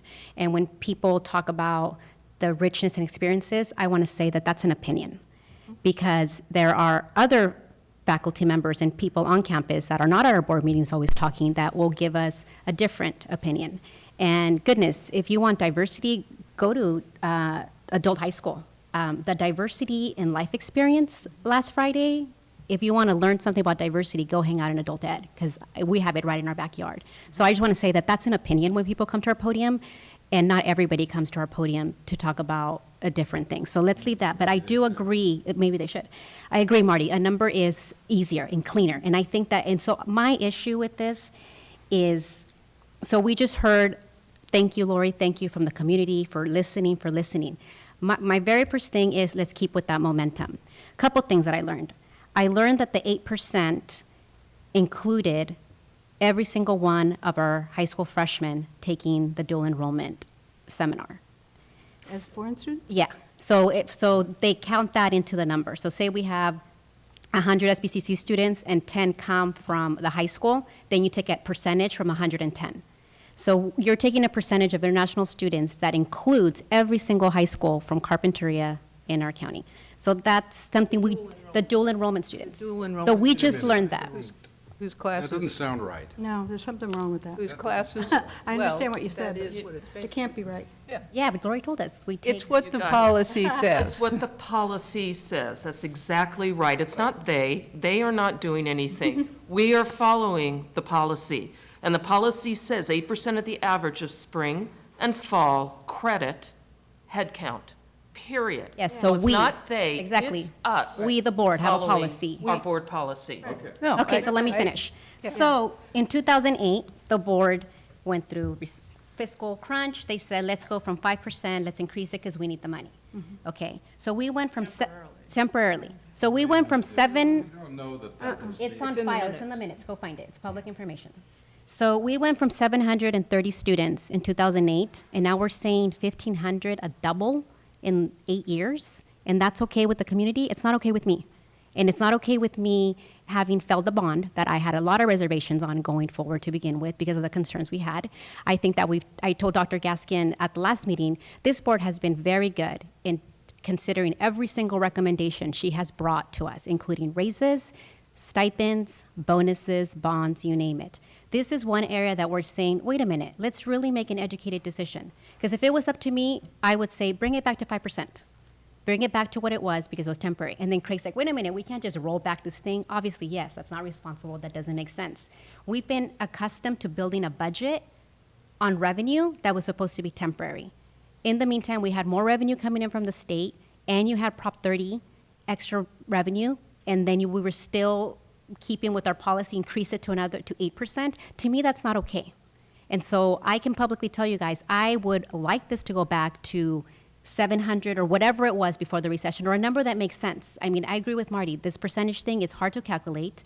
And now we find out that we're taking the percentage from including local high school students, and then we take a percentage of the international students that are already here, so now you're compounding. It's a mess. I would like to talk about this further so that we can, come to a number. I am not okay with 1,500. I'm not. And I don't agree when people say that, oh, diversity, we need to bring in people. Actually, coming from this diverse community that has so many amazing things to it, I would step back as a community member and be like, really, City College, you changed your mission statement to mean that? It's silly. My thinking on this, and I recognize there is a motion and a second here, was that there is a lot to this issue. There is a component of the fiscal aspect, what is comfortable fiscally. There is a component which talks about the things that Priscilla Butler talked about, which is the benefit to our students. And how do we maximize that benefit? Because if we believe in it, I think we should be thinking in an organized fashion about how we make that happen. And I'm sure Academic Senate is doing that, but I'm also thinking that Ed Policies, you have it on your agenda already to talk about those kinds of issues. So once you talk about that, I think you can get to a concept which represents a number, and then you can describe it. And I agree, this is a mess. I agree with Marty that this is mathematically a mess. It doesn't make sense to me to include dual enrollment students if we're talking about educational benefit. They're having the classes over in the high schools. It doesn't make sense to me to include online students. They're not here with the international students either. It doesn't make sense to me to basically include the international students and then take 8% of the international students as part of that calculation either. But that's after you've talked about those other issues. And I would suggest that we refer this to fiscal for discussion for the fiscal elements, and we refer the benefit elements to Ed Policies, and we bring it together with a much more coherent discussion. And meanwhile, what we have is the 8%, which we have been living with for quite a number of years, albeit a little bit up and down, but for the most part, we don't seem to have missed the target. You're right in the sense that the number of international students under either system is about the same. I think Joe is is not suggesting that this is going to make a whole lot of fiscal difference or make a whole lot of difference in terms of the numbers of international students who are coming. I agree that there are any number of ancillary questions. They're not minor, they are important. I'm happy to take up, as you know, it's already on the agenda of Ed Policies, and these are significant questions. It's just that I don't think they relate to this particular question.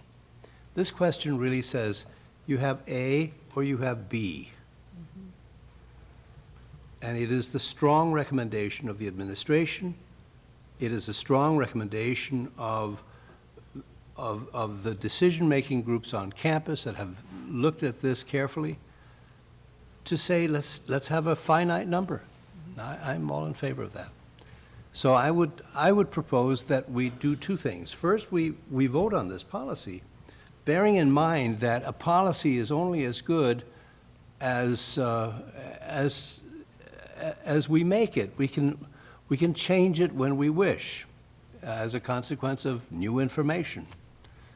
But the second part of this is that we go ahead and have this conversation with full knowledge of the fiscal committee.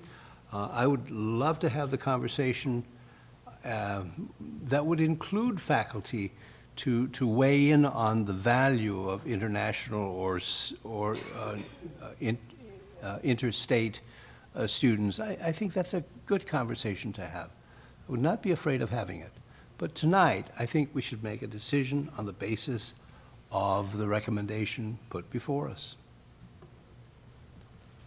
Okay, can I clarify one thing that relates to Craig's comments?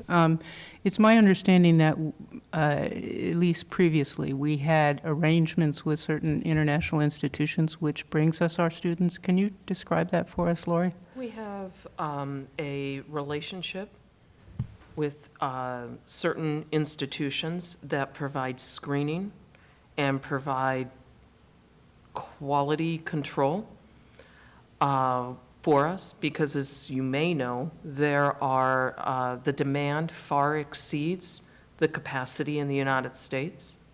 As a consequence, we're able to be very selective, and we don't have the infrastructure to undertake that selectivity and that vetting process. And so you typically, in fact, most institutions not contract, but work with, have a relationship with overseas institutions. So, yes. Okay. And do we pay these institutions or the students pay them?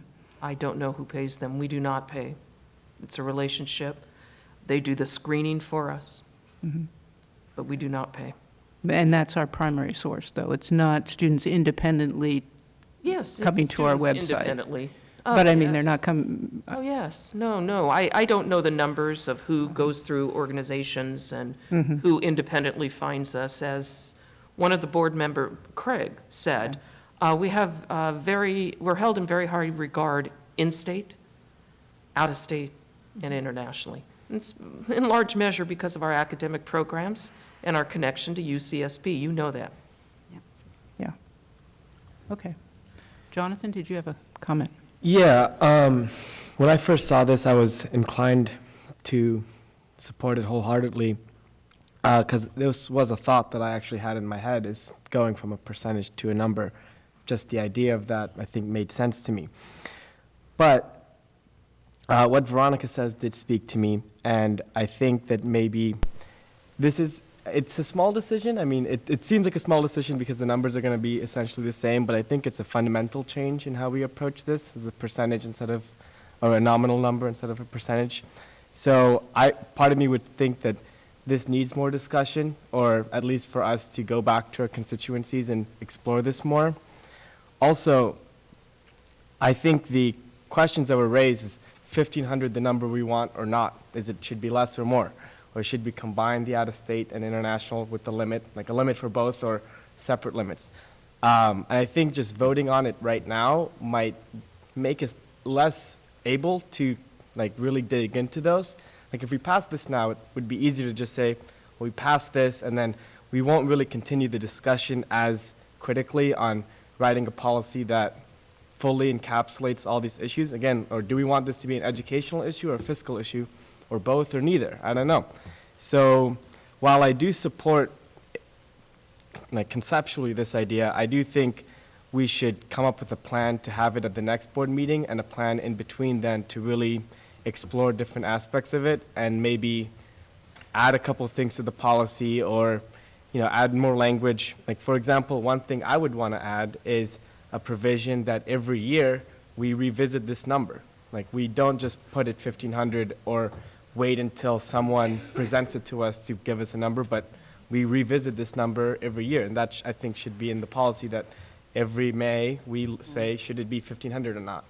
And yes, we can do that at any time, obviously, but I think having a clockwork kind of thing forces us to look at the issue more critically than some board member one day bringing up the policy change.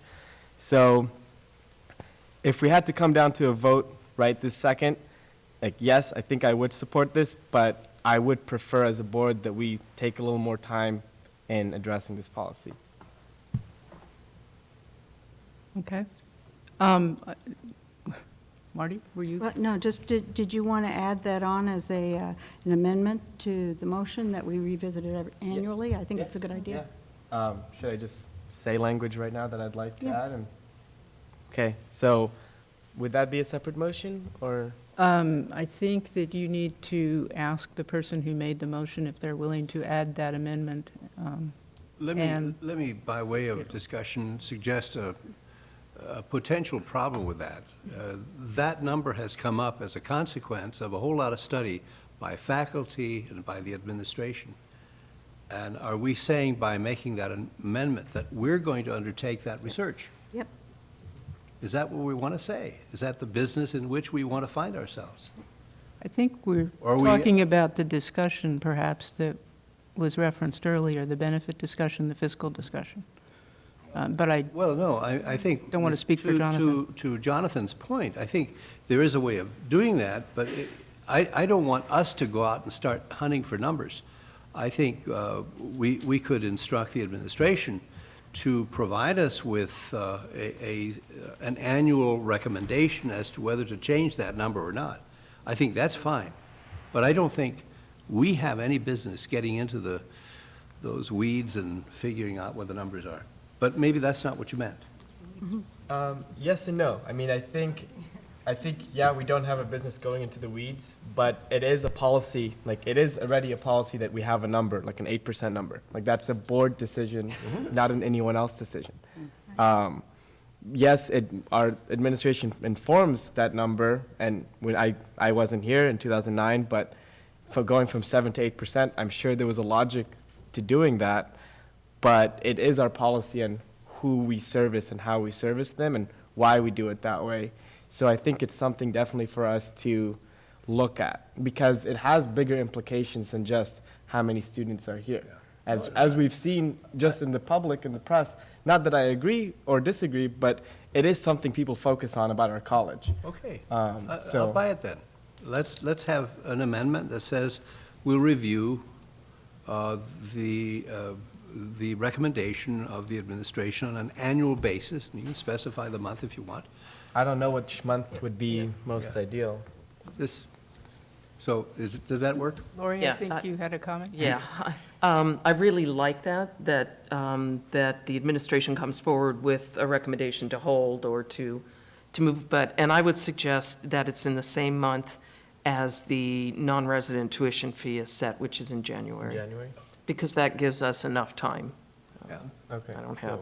Can I say, I'll say what I think the amendment should be. I think, so it would say, I don't know where we would put it, but it would say, international student enrollment at SBCC is limited to 1,500 per semester, comma, with an annual review per year in January, presented by the administration to the board. Or, Could I wordsmith that? yes, with that please, intent? please, yeah. Okay. Yeah, I think writing an amendment on the cuff is sometimes dangerous. No, yeah, you don't want to So write I think it. if you get the sense of the amendment, I certainly would accept it. Yeah, Would I'll you? accept it. That's good. Just to say one more thing about this, because I do value that the administration could come to us next January and say that you should keep 1,500, but there could be externalities and reasons that might cause us to think that it should be 1,400 instead, or 1,600. And yes, I'd like their expertise in recommending to us, but we might have other pressures we need to consider in adjusting that number, so. Good point. Would it also be helpful to have the understanding that I was trying to articulate a while ago, that both ed policies and our financial committee have a look at the implications of what we're now deciding? It would certainly be helpful for me. I mean, I would be inclined to ask them to do that regardless of the outcome on the motion. Because I think these issues are complicated. And I agree with you that it is not just us who should be discussing it, but also our faculty, our staff, our counselors, our whole college should be discussing these issues, as well as our community, because I frankly think the community has not been mentioned here much, but they had a lot to say about it during the bond, and I continue to hear about it from community members. It's a concern. Sure. So These meetings or hearings should be open to faculty, administration, to the general public. I think it's high time that we had that discussion rather than just sort of mumbling about it. Right. And I would certainly say it was our mistake last time in updating the board policies not to have the discussion sooner. We were pre-campaign in terms of the bond. It had not surfaced as the kind of issue that became apparent when we got into the Bob campaign, and we did not give it an in-depth look. Craig. I like the idea of the amendment, by the way, and since we're dealing with such a small change, I don't really care whether I voted on it or not. I just saw it as a way to, like, hey, let's stabilize this this situation, not just the income stream, but let's stabilize the number of class offerings we have. Let's don't do anything rash that's going to have other implications to our educational programs. And so I see this as a way to stabilize it even more than I would go, but I have to, out of respect for the faculty and staff that brought this to our attention, respect that and say, yeah, it's not going to make a huge difference right now, and we're going to review it as we go down the line. But I have one more point, and Veronica brought this up, and I have a lot of respect for Veronica and what she's thinking, but I have a real difference of opinion here on something she said, and maybe it just didn't gel right in my head. So I got to bring this up just briefly. When you talked about diversity and that we have a lot of diversity right here, we don't have to go anywhere else for it. I couldn't disagree more about that. Maybe it's just semantic disagreement, but we have people coming in here from out of state. We have them coming in here from other countries, and it's not a majority of our students. It's a small percentage of them coming in. We do not have that local diversity. It does not exist right here. I think your real question is, are we paying enough attention to the diversity that we have right here around us locally? Are we paying enough attention to disadvantaged at-risk youth? Are we paying enough attention to other segments? And we might find, if we really listen to the public as our communications efforts improve, that we're missing the boat in ways here or there all around us.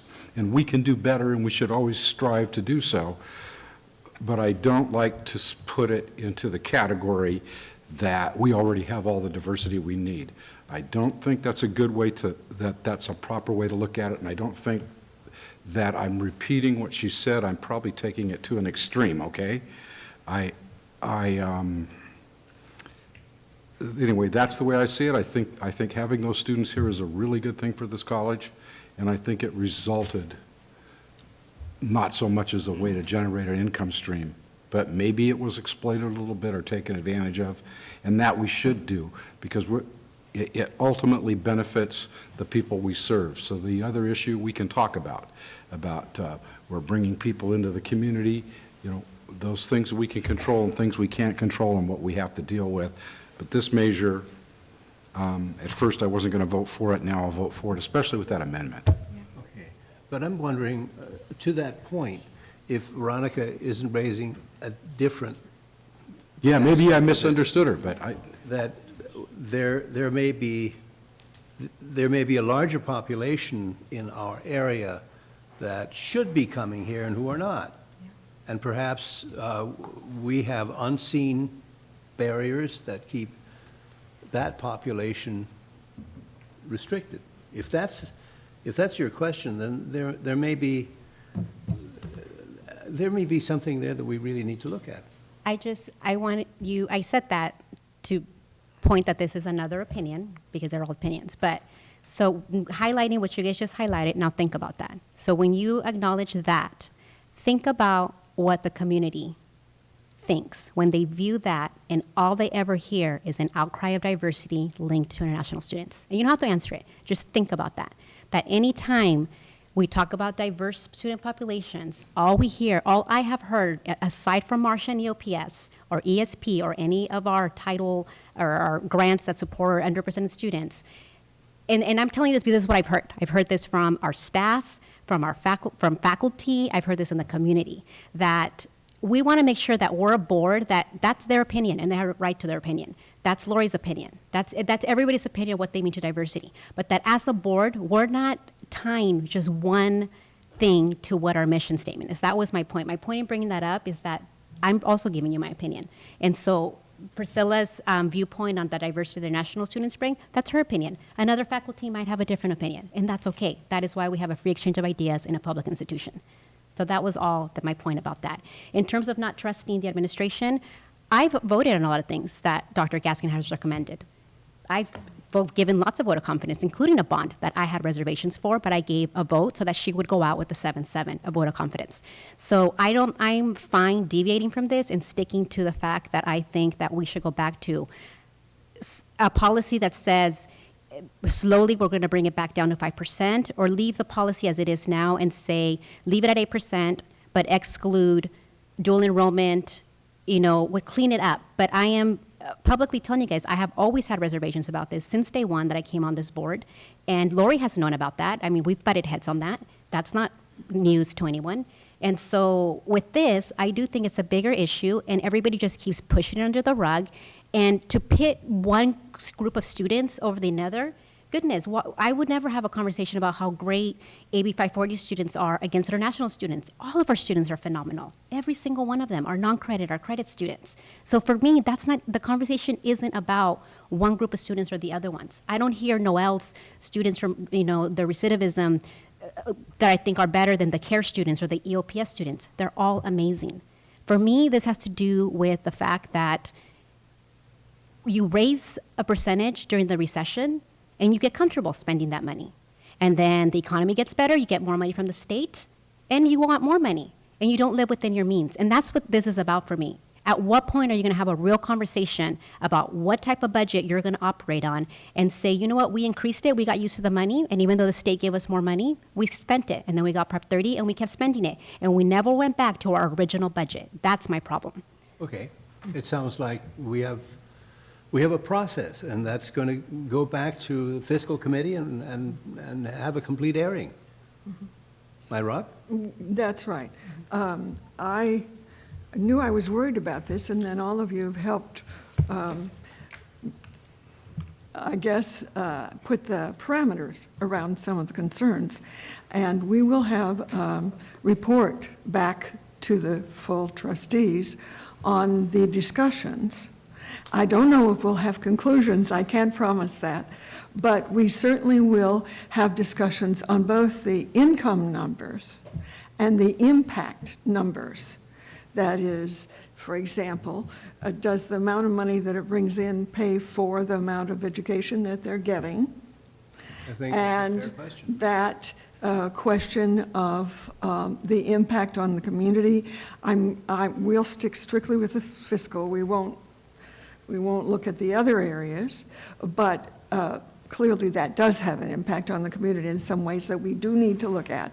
We'll do our very best to bring you a really useful for discussion report. thank you. This discussion has been very helpful to me as I'm thinking through this. Cool. Anyone else with comments? Yes. I just Jonathan. wanted to read the amendment as Lori wrote it. So it's the whole paragraph, adds a sentence to the end saying, to aid in planning, the international student limit will be reviewed by the board each January. Period. Period. Yeah. Sounds good. That's funny. It seems to me that by doing that, though, we're almost going like, I might as well just not do this and just leave it at the 8%, because they're going to guess, right now they're guessing at a number, they're estimating a number.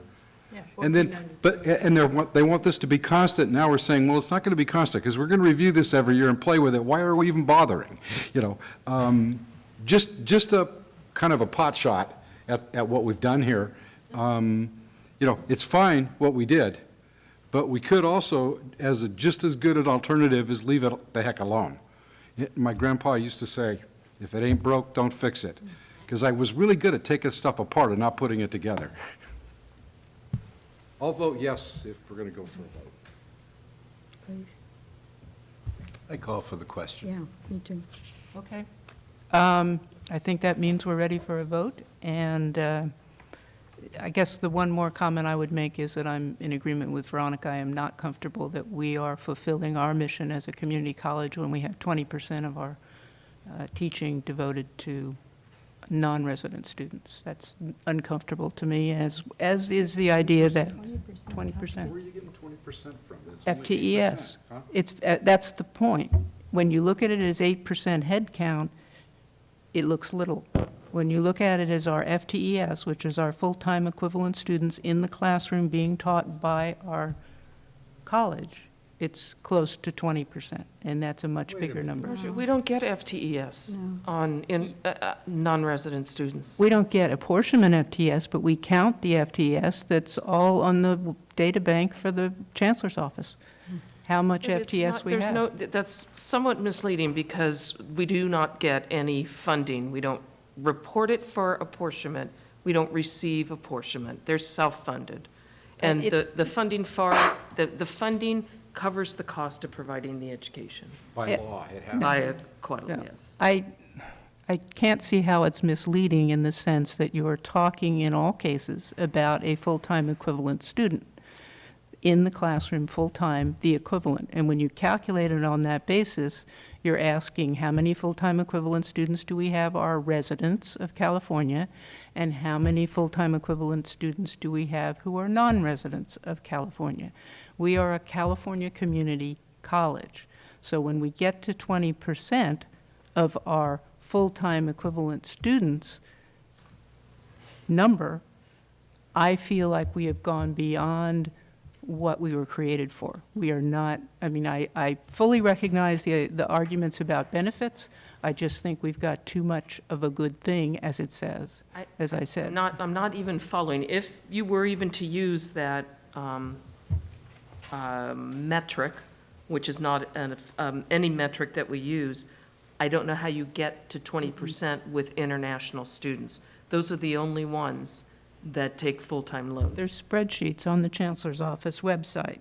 They indicate that in P1 final for 15-16, Santa Barbara had credit non-resident FTES of 2,586 FTES, and we had, in a different spreadsheet, resident FTES, same time period, 13,294. And that, when you add them together, and then you take the 2,500, you get 20% of the total is for 25 is non-resident. not entirely derived from international students. There are out-of-state students as well. Well, that's what I said. I'm combining them because the impact on our community and on our mission as a California community college is pretty much the same when you say non-resident. I mean, that's exactly what UC, the California Auditor's Report was about, at the UCs. At the The UCs. complaint was too many So non-residents. have you done that comparison of P1s with the 112 other community colleges? I have, and we are number 2 in percent. The only one that was slightly ahead of us was Santa Monica. At what And percent? At 1% higher than we are. Okay. Of and FTES. so what's But the- Los Angeles, which has more FTES, for example, is a much bigger system. So it only represents 3.4% of their teaching capacity. What's the fear, the negativeness of this metric that that is not a metric that we use to gauge anything? I'm not clear what that metric. That metric speaks tells to. me that when we have classes as a whole, and we measure our students as full-time equivalent students, that about a little less than a fifth of our students' Right. time in the classroom, our teachers, is non-resident. That's what it tells me, that's all. What about the lens that we keep trying to say, that this is a very negative lens that's being put forth, but the lens that Dr. Butler talked about, which those 1/5 FTES, the 1/5 FTES allow the 80% to have the plethora of course offerings. I think that these are all valid arguments. I'm just saying, for me, 20% is too high for a community college, and we really do stand out among the 112 community colleges. Marcia, isn't this the sort of thing that we should But be it's an discussing? opinion in the committee meetings, yes. Yeah. I agree. So let's. So I was just trying to know. get to this is why I'm not going to vote for it, but we got a bit sidetracked on what it meant, so Yeah, okay. apologies for that. All right? Sure. Apologies accepted. Let's vote. Okay. So, all in favor? Aye. Aye. And opposed? Aye. So it's 1, 2, 3 to 4 at this point. Actually, it's 4 to 3. I was aye. Well, sorry, Marty. 4 to 3, and it passes. And Emily, where were you? Aye, yes. You're an aye. And Emily concurs. Thank you. So, and it is also referred both to ed policies Mm-hmm. for the benefit discussion, to fiscal for the financial discussion and related. Could we, Marianne has already said she'll put it on the agenda for the fiscal committee, but we should maybe make it a topic. I would propose a topic for future board consideration. Maybe late summer, early next fall, so we could talk about some of this as a board, at one of our, what used to be a study session meetings. So we could have some time set aside so that all these issues could get aired, and we could have a nice, smoother time going forward. Everybody gets a chance to talk, because we don't all agree on everything. But we are all committed to get the job done, and we're very concerned. So let's try to put it onto a future agenda and then stick to it. I think you're exactly right. I think the purpose of the committee sessions is to tease out these particulars for which we don't have information at the moment. We bring that back to a whole session of the board, and we have this discussion. And the point about us not agreeing, of course we don't all agree. That's the whole value of a body like us making public policy. It's really okay not to agree. Hence the 4-3 Unless you vote. disagree Thank with you. me, of course. Exactly. Couldn't agree more, Peter. So, in response to your comment, Craig, my thought was the committees will digest for a while, and then we'll all come back and talk about it together. I'd like anyone who has any questions that seems appropriate for the fiscal committee to explore in terms of base information. Something you need to know, you think, in order to come to some conclusion, to just email me. Same And I don't mean, You mean just a flat-out factual question right, relating to a fiscal? factual question, like how many, well, we were just discussing whether certain numbers were appropriate to use. The fiscal committee needs to start with the assumption that we're bringing back to you real information. I just want us to be sure that the information that we bring you in terms of numbers and dollars is the information that you feel you need to make the decision. Now, I don't know whether it's appropriate to do it with me. I'm not going to answer. I just mean just an email that says, I need to know whatever you need to know, or whether it needs to be gathered from Angie or whatever. I just know that it would be helpful to the committee if we knew what numbers you want us to especially look at. Yeah, I think we would be okay. Lori, tell me if you disagree, as long as we stick to a factual question and we do not create a communication that suggests a particular decision. That's what I thought. And that's Okay. the distinction I would make. So if you have a factual question, you can ask that Since in a that's fiscal straightforward way. committee, that's all we can do is deal with the facts anyway. I would urge that we let Pat English speak for a piece before breakfast. Yeah. I think it's No, I Pat's think a turn. break for breakfast is in order. Breakfast for dinner is really good. Dinner would be good. I ate two cupcakes because I ate the first one. I think we're having cupcakes for dinner, actually. Good evening, members of the board and President Gaskin. I am here to present the Human Resources Consent Agenda items 6.1, 6.2, 6.3, and 6.4 to you for your action. I have no changes to ask you to make, and you may take these all as a bundle. I would move approval. Second. I think we asked, but are all these, and I think you answered, are all these positions already factored in the tentative budget? Oh, yeah. Yeah, and so we asked that, and they are. Correct.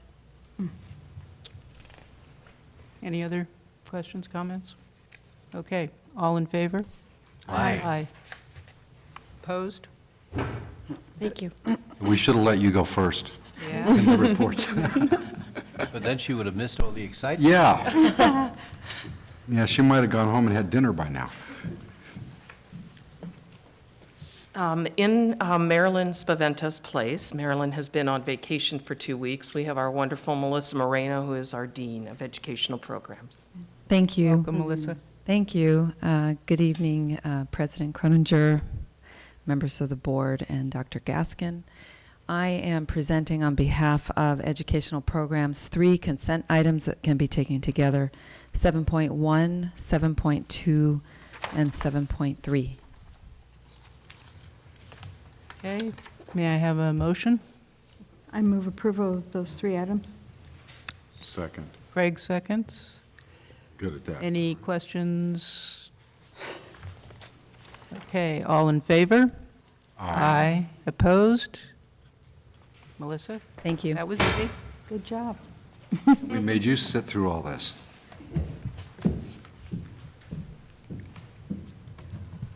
Joe, your turn.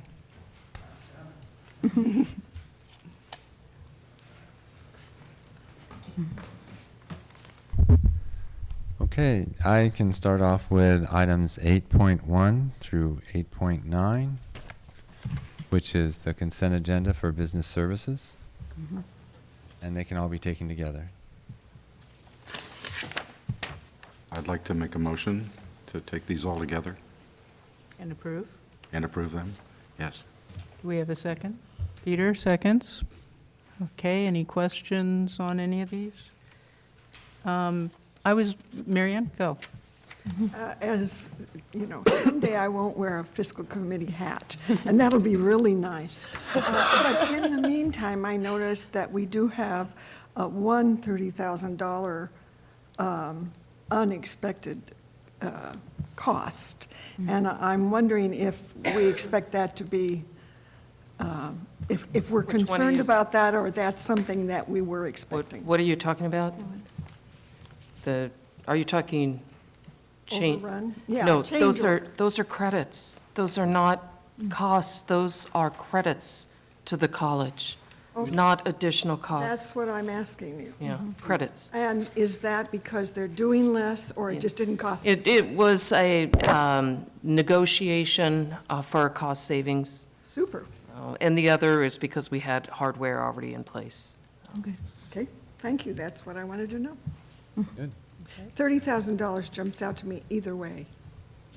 If our architect was present, I would say, congratulations, job well done, but she's not here to hear that, so, and I doubt she'll take the time to listen. Yeah, just for general information, Joe, I would appreciate if you could describe what Strata Information Group does for us, since we're extending them to June 2019. Yes, what this agreement does is extend just the rate that we pay them hourly, so it sets that rate for the next 3 years. So we don't negotiate each project that we do individually. What we do is, well, back up. Strata Information Group was the company that assisted us in implementing Banner and has been with us since that time. So whenever we implement a new software application that integrates with Banner, we use them. They also help us with our updates and ongoing upgrades. And what this does is establish the rates at which they do that for the next 3 years, so that it fixes them. It locks the rate in. It locks the rate in. So essentially, if there is a project that comes up, if there's an upgrade, they define the scope. They work with our IT department, and they come up with a project. And then Strata prices out that scope based on these rates, and then it's negotiated, and we sign that into an agreement as a subset of this contract. Okay, well, thank you. Now, I believe we had you made the motion. Right, so we're ready for a vote. Is this for all of them, Second. 9.1, 9.2, and 9.3? It's all the way through 8.9 if you had. Never mind, I'm ahead of my game. Okay. So we're covering 8.1 through 8.9. All in favor? Aye. Aye. Opposed? You got those? All right, so. You couldn't have gone home Made me early nervous the way anyway. you said that. Items 9.1 and 9.2, the resolution number 32, which is the augmentation of revenue, and resolution number 33, budget transfer between major objects, can be taken together if there are no questions. May I have a motion for those resolutions, 9.1 and 9.2? I'll move. Peter moves. I'll second. Craig seconds. Any questions? At some point, not now, but at some point, I'd like a deeper discussion about the availability and predictability of lottery funds as a source of revenue. I confess, I don't understand it, and I would like to. So if fiscal would like to, at some point, just look at it and help me understand. That's actually in 9.3, but it's a good question. Well, it's also in 9.1.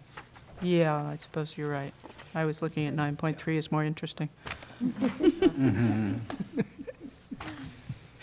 So, okay, Angie? Trustee Haslam.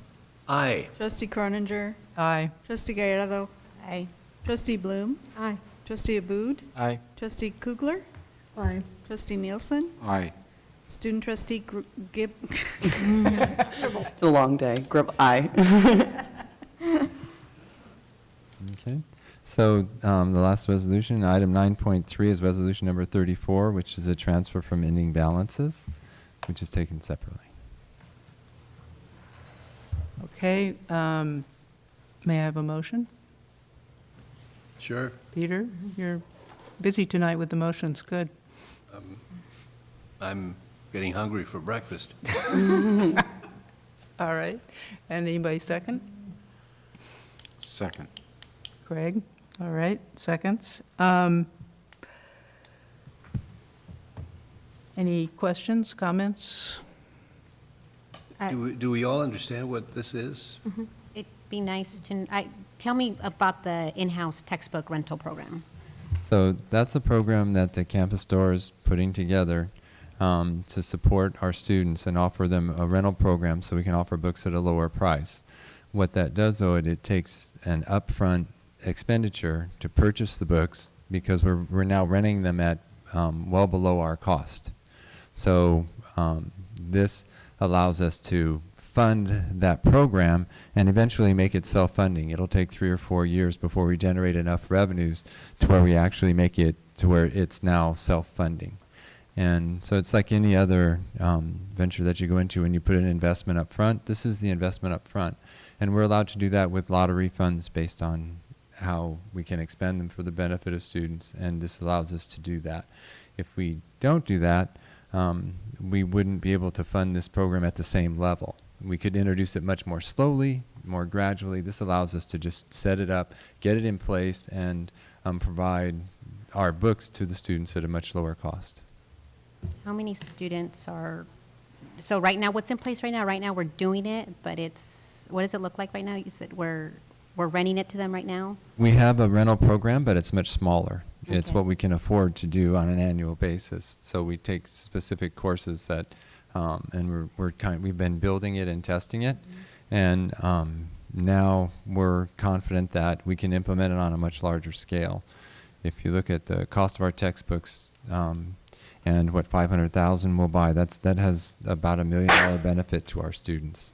We're trying to catch up with the rest of the California community colleges who have long had textbook rental programs.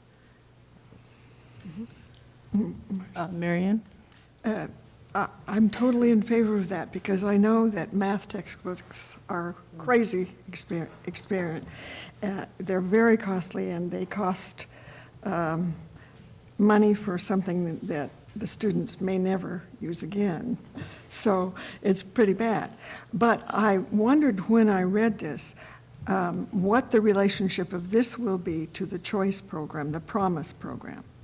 If the Promise program promises to pay for textbooks, as part of that, I think. We have 20,000 students, and the Promise program, we have a total of about 1,600 graduates locally, so it scales opportunity. That's exactly what I was wondering about. Okay.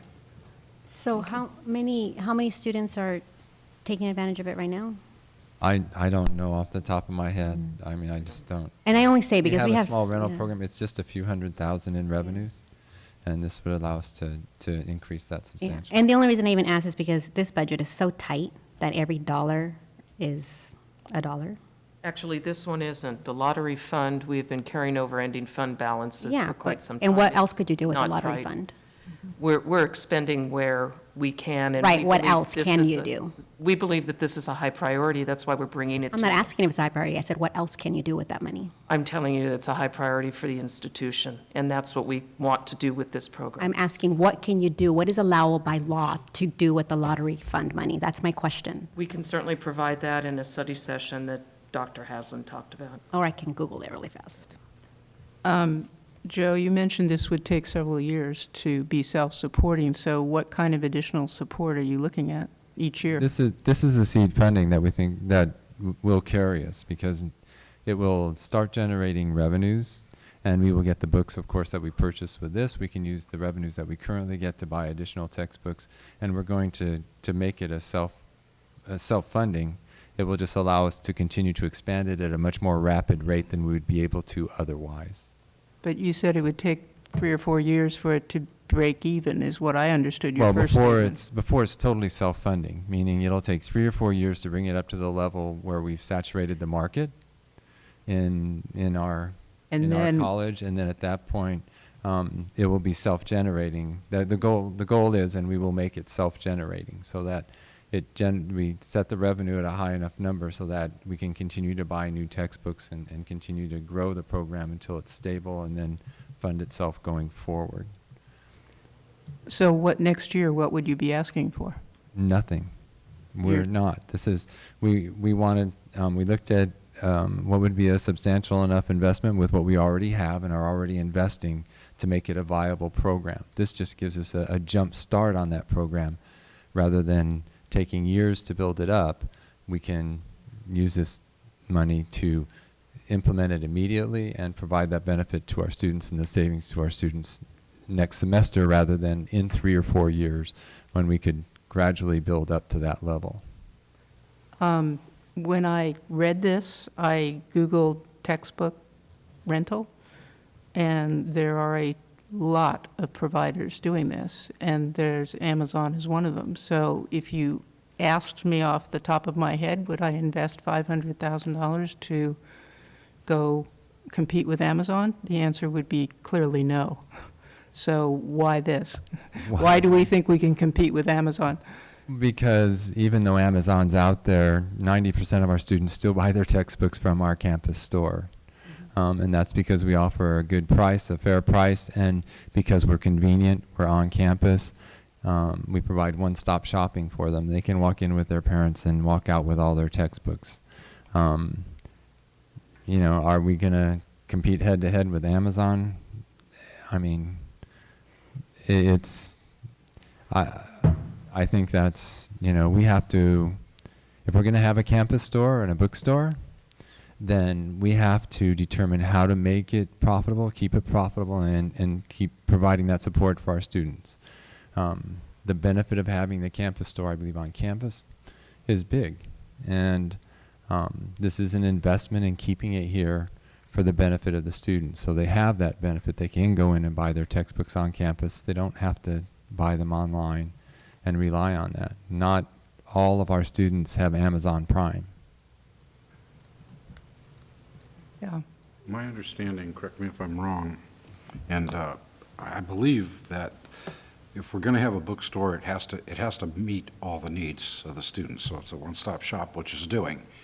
I have no problem with the book rental aspect of it and the seed money because it's a proven program that still works on most of the other campuses that already have it, and it hasn't been put out of business by Amazon or anybody else. They all seem to be doing okay. I checked a few places.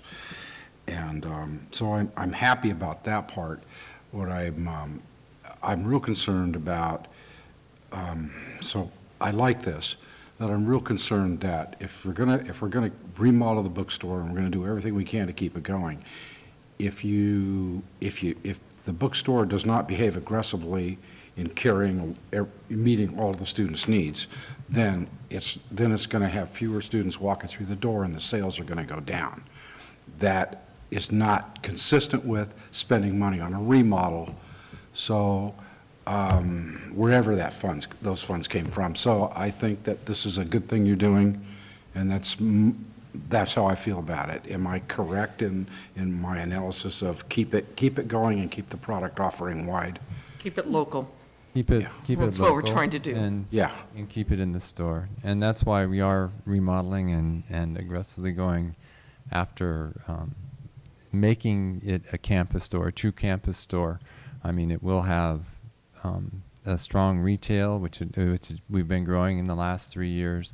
It will have we're going to put a coffee shop in there, so that and by doing that, those are better margin products that we can then push back into the campus store to keep our prices down to stay competitive. By leveraging everything we can do on the campus, it allows us to stay competitive with Amazon, to stay competitive with others, and keep the store on campus and provide that benefit. And we're also going to be providing a downstairs area where there will be group studying. When rush is over 2 weeks into the semester, we're going to clear those books out of there. We've got the already acquired everything we need to put facilities down in there for the students. There'll be big screens. They can do joint projects down there. They can relax down there, drink our coffee, and provide even more benefit to the students than we do now. And it's something that the students have been asking for, is places where they can congregate on campus. And this is one of our ways of generating a positive space for that. Anybody else? No, except that per the CFO at LA Community College, you can use lottery funds to purchase instructional materials, including software. So in case you didn't have the answer right away, it's online, the CFO at LA Community College. Okay, since we're still in discussion, I'm concerned mostly because it's a tight budget, and we're looking at some unknowns, particularly Campus Center and possibly West Campus classroom cost overruns, or bids higher than we had anticipated. And for me, I think the bookstore has done a great job of keeping itself profitable, and the remodel, I think, will zero that out this year. But, you know, I think that generally speaking, we've done a terrific job with the bookstore.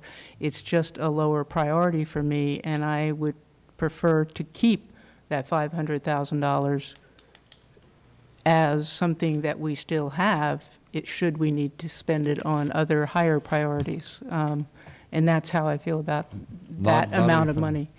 If I could interject, the legal opinion and the accounting advisory from the Chancellor's office back in 2000 that was sent out to all colleges states that lottery, and this is a restricted program, that the lottery funds, the expenditure of Proposition 20, which are lottery funds, should conform to this Ed Code section, which states that instructional materials means all materials that are designed for use by pupils and their teachers as a learning resource and help pupils to acquire facts, skills, or opinions, or to develop cognitive processes.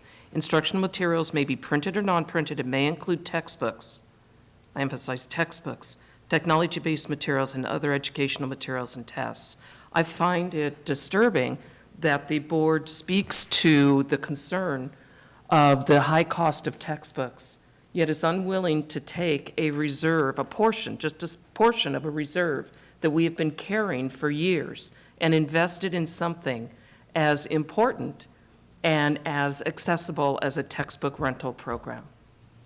Well, I would be in agreement, but for the fact that there are many other places, including Amazon, that students can go to. So I don't feel like I'm depriving them of this option. What I do feel like is I am taking money that at this point in declining enrollment, uncertainty about the continuation of Prop 30, which has not yet qualified for the ballot, PERS and STIRS going up, and all of those issues coming together with our two major construction projects, I feel more comfortable keeping money that might be spent on things that we would otherwise spend general fund money on. I'm not suggesting that you can spend lottery money on the construction. I am suggesting that you can spend lottery money on some types of things that we would otherwise spend general fund money. And were it any other budget situation, I'd be delighted that we were doing this. What the institution is telling you is that it is a priority for us to establish a textbook rental program for our students so that they have a low-cost alternative to acquiring the resources to help them become successful. The institution is as well saying with that prioritization that if it came down to this takes priority and we would restrict budget expenditures in other areas because this textbook program is a priority. So the institution is telling the board that. What other areas are you thinking of that we would restrict funding? You will see, as I know that you know, in the budget, we have an ending fund balance of over $1 million, $2 million. I can't remember the ending fund balance. We're not in a cost expenditure reduction mode.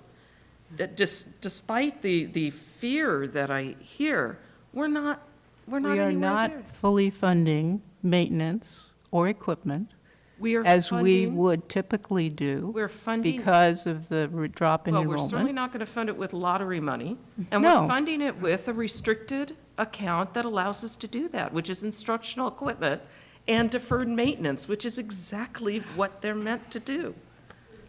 Well, I think we're kind of doing this. Well, I don't know. So, my concern is simply that I think we need to hang on to the dollars until we find out where we are further down the road. So that's. And we that's it. believe that we serve the students and that this would be the best use of those dollars to the benefit of the students at this time. I That's think that basically in the what we're long saying. run, it's a really good thing to do. I think that if you don't provide services that students need and they go elsewhere to get them, you will have, then you want it to come back because the bookstore needs to be a viable entity on this campus, like it does on all campuses. If you allow the services that the bookstore offers to degrade, then you will have a lesser resource than what you should have, and it will cost you way, way more than you're spending now in order to get it back up to snuff. So I think that it's a worthy expense, although I do understand what you're saying. I believe that this is a worthwhile and necessary even expenditure. I'm sorry, didn't ask for the floor. Jonathan? Yeah, I would agree with Craig that this seems like a very reasonable thing to spend money on just because of the real life impacts it has on students' lives. I mean, when I was a student, UCSB, I went to UCSB. They didn't have textbook rentals until my last year. So I did use the Amazon rental program a few times. And it's tricky because some students might not have a permanent address to send a book to. That's one consideration. Getting it back is just a hassle when you could just do it in-house. It's quick, it's easy. It just removes barriers to people to go and rent their book. So I think that this is something that will directly benefit students on a daily basis, so I'm going to support it. Good, that's why we're all here, is for the students. Emily? I'm just going to second Jonathan on that. The returning of the Amazon books, if you don't do it, I think within a 30-day period of the rental, you have to buy the book out. So this happened to myself, and we owed about $598 to Amazon within 30 days of the summer. Had I been able to walk across campus and return the book, that would have completely taken away the I don't know if that's the correct amount of days, but something along those lines. So again, I am in favor of this. I think the option is a very good one for the students. So. Can I just add one more point? Is what that you jogged my memory. My freshman year, I encountered something that, not every school runs on the same calendar system as Amazon would want to run its textbook rental program, and my book was due before my final. Right. So I had to turn my book back in before my final, and I ended up just eating the cost of buying the book fully, which I wasn't intending to do, so I could take my final with a book that, I could study. So I think doing it here, the bookstore would be way more, the bookstore would structure its rental program to be due after finals because we run it here. I would hope, I would assume. Yes. Yeah. Well, I guess we can vote. I just want to tell Dr. Gaskin, no one's afraid. And this committee that's concerned about, or the folks here on the table that are concerned about money, if we were afraid, we wouldn't show up to serve and volunteer here. So this is for me about, and I've told this to you, about recommendations that have come to us that we've supported that haven't panned out the way you or the institution recommended. And Craig said that at the last fiscal meeting. We're living with those decisions. Fine. As we move forward, every item that comes, we do have to look at it. And that's what this is about. So it's not about saying we don't support students, obviously. You can look at me and think if you really don't think I support students. I'm glad you do, because I don't. So when I vote no, it's not about students. It's about looking at every dollar amount that I'm not comfortable anymore just saying, okay, you propose, and I say yes, because then we're living with it, and you're leaving, and we're going to still be here. So even $500 is important. I $500,000. do resent the implication that you just made, that I have taken the institution down paths that you are now living with. I find that to be rather not characterizing the situation truthfully. I just want to point out that 9.1, which is that resolution, doesn't have a number attached. And that makes it, does it? It's very small print. It's the last one, way last one. Oh, okay. I'm sorry. I hunted for it. It says lottery fund, and it doesn't have a number attached, but maybe it does, and I'm looking in the wrong place. Are you looking at? 9.1 is what I was looking at. Okay, that's It's the actual number resolution 32. that you're looking for, which is number 34. Yeah. Yeah, I can't Okay, read does that. it have a number attached? I think And so, I'm but I can't blind? read it. It's really tiny. I mean the number, the Oh, the 500. dollar amount. Oh, I you're mean, right, it's I'm not on there. sorry. I'm not being clear. It doesn't have a dollar amount attached to it. Right, on And the so, description, right. on the description, it doesn't have a dollar amount. And since that's a large number, I think that's part of our sticker shock over this.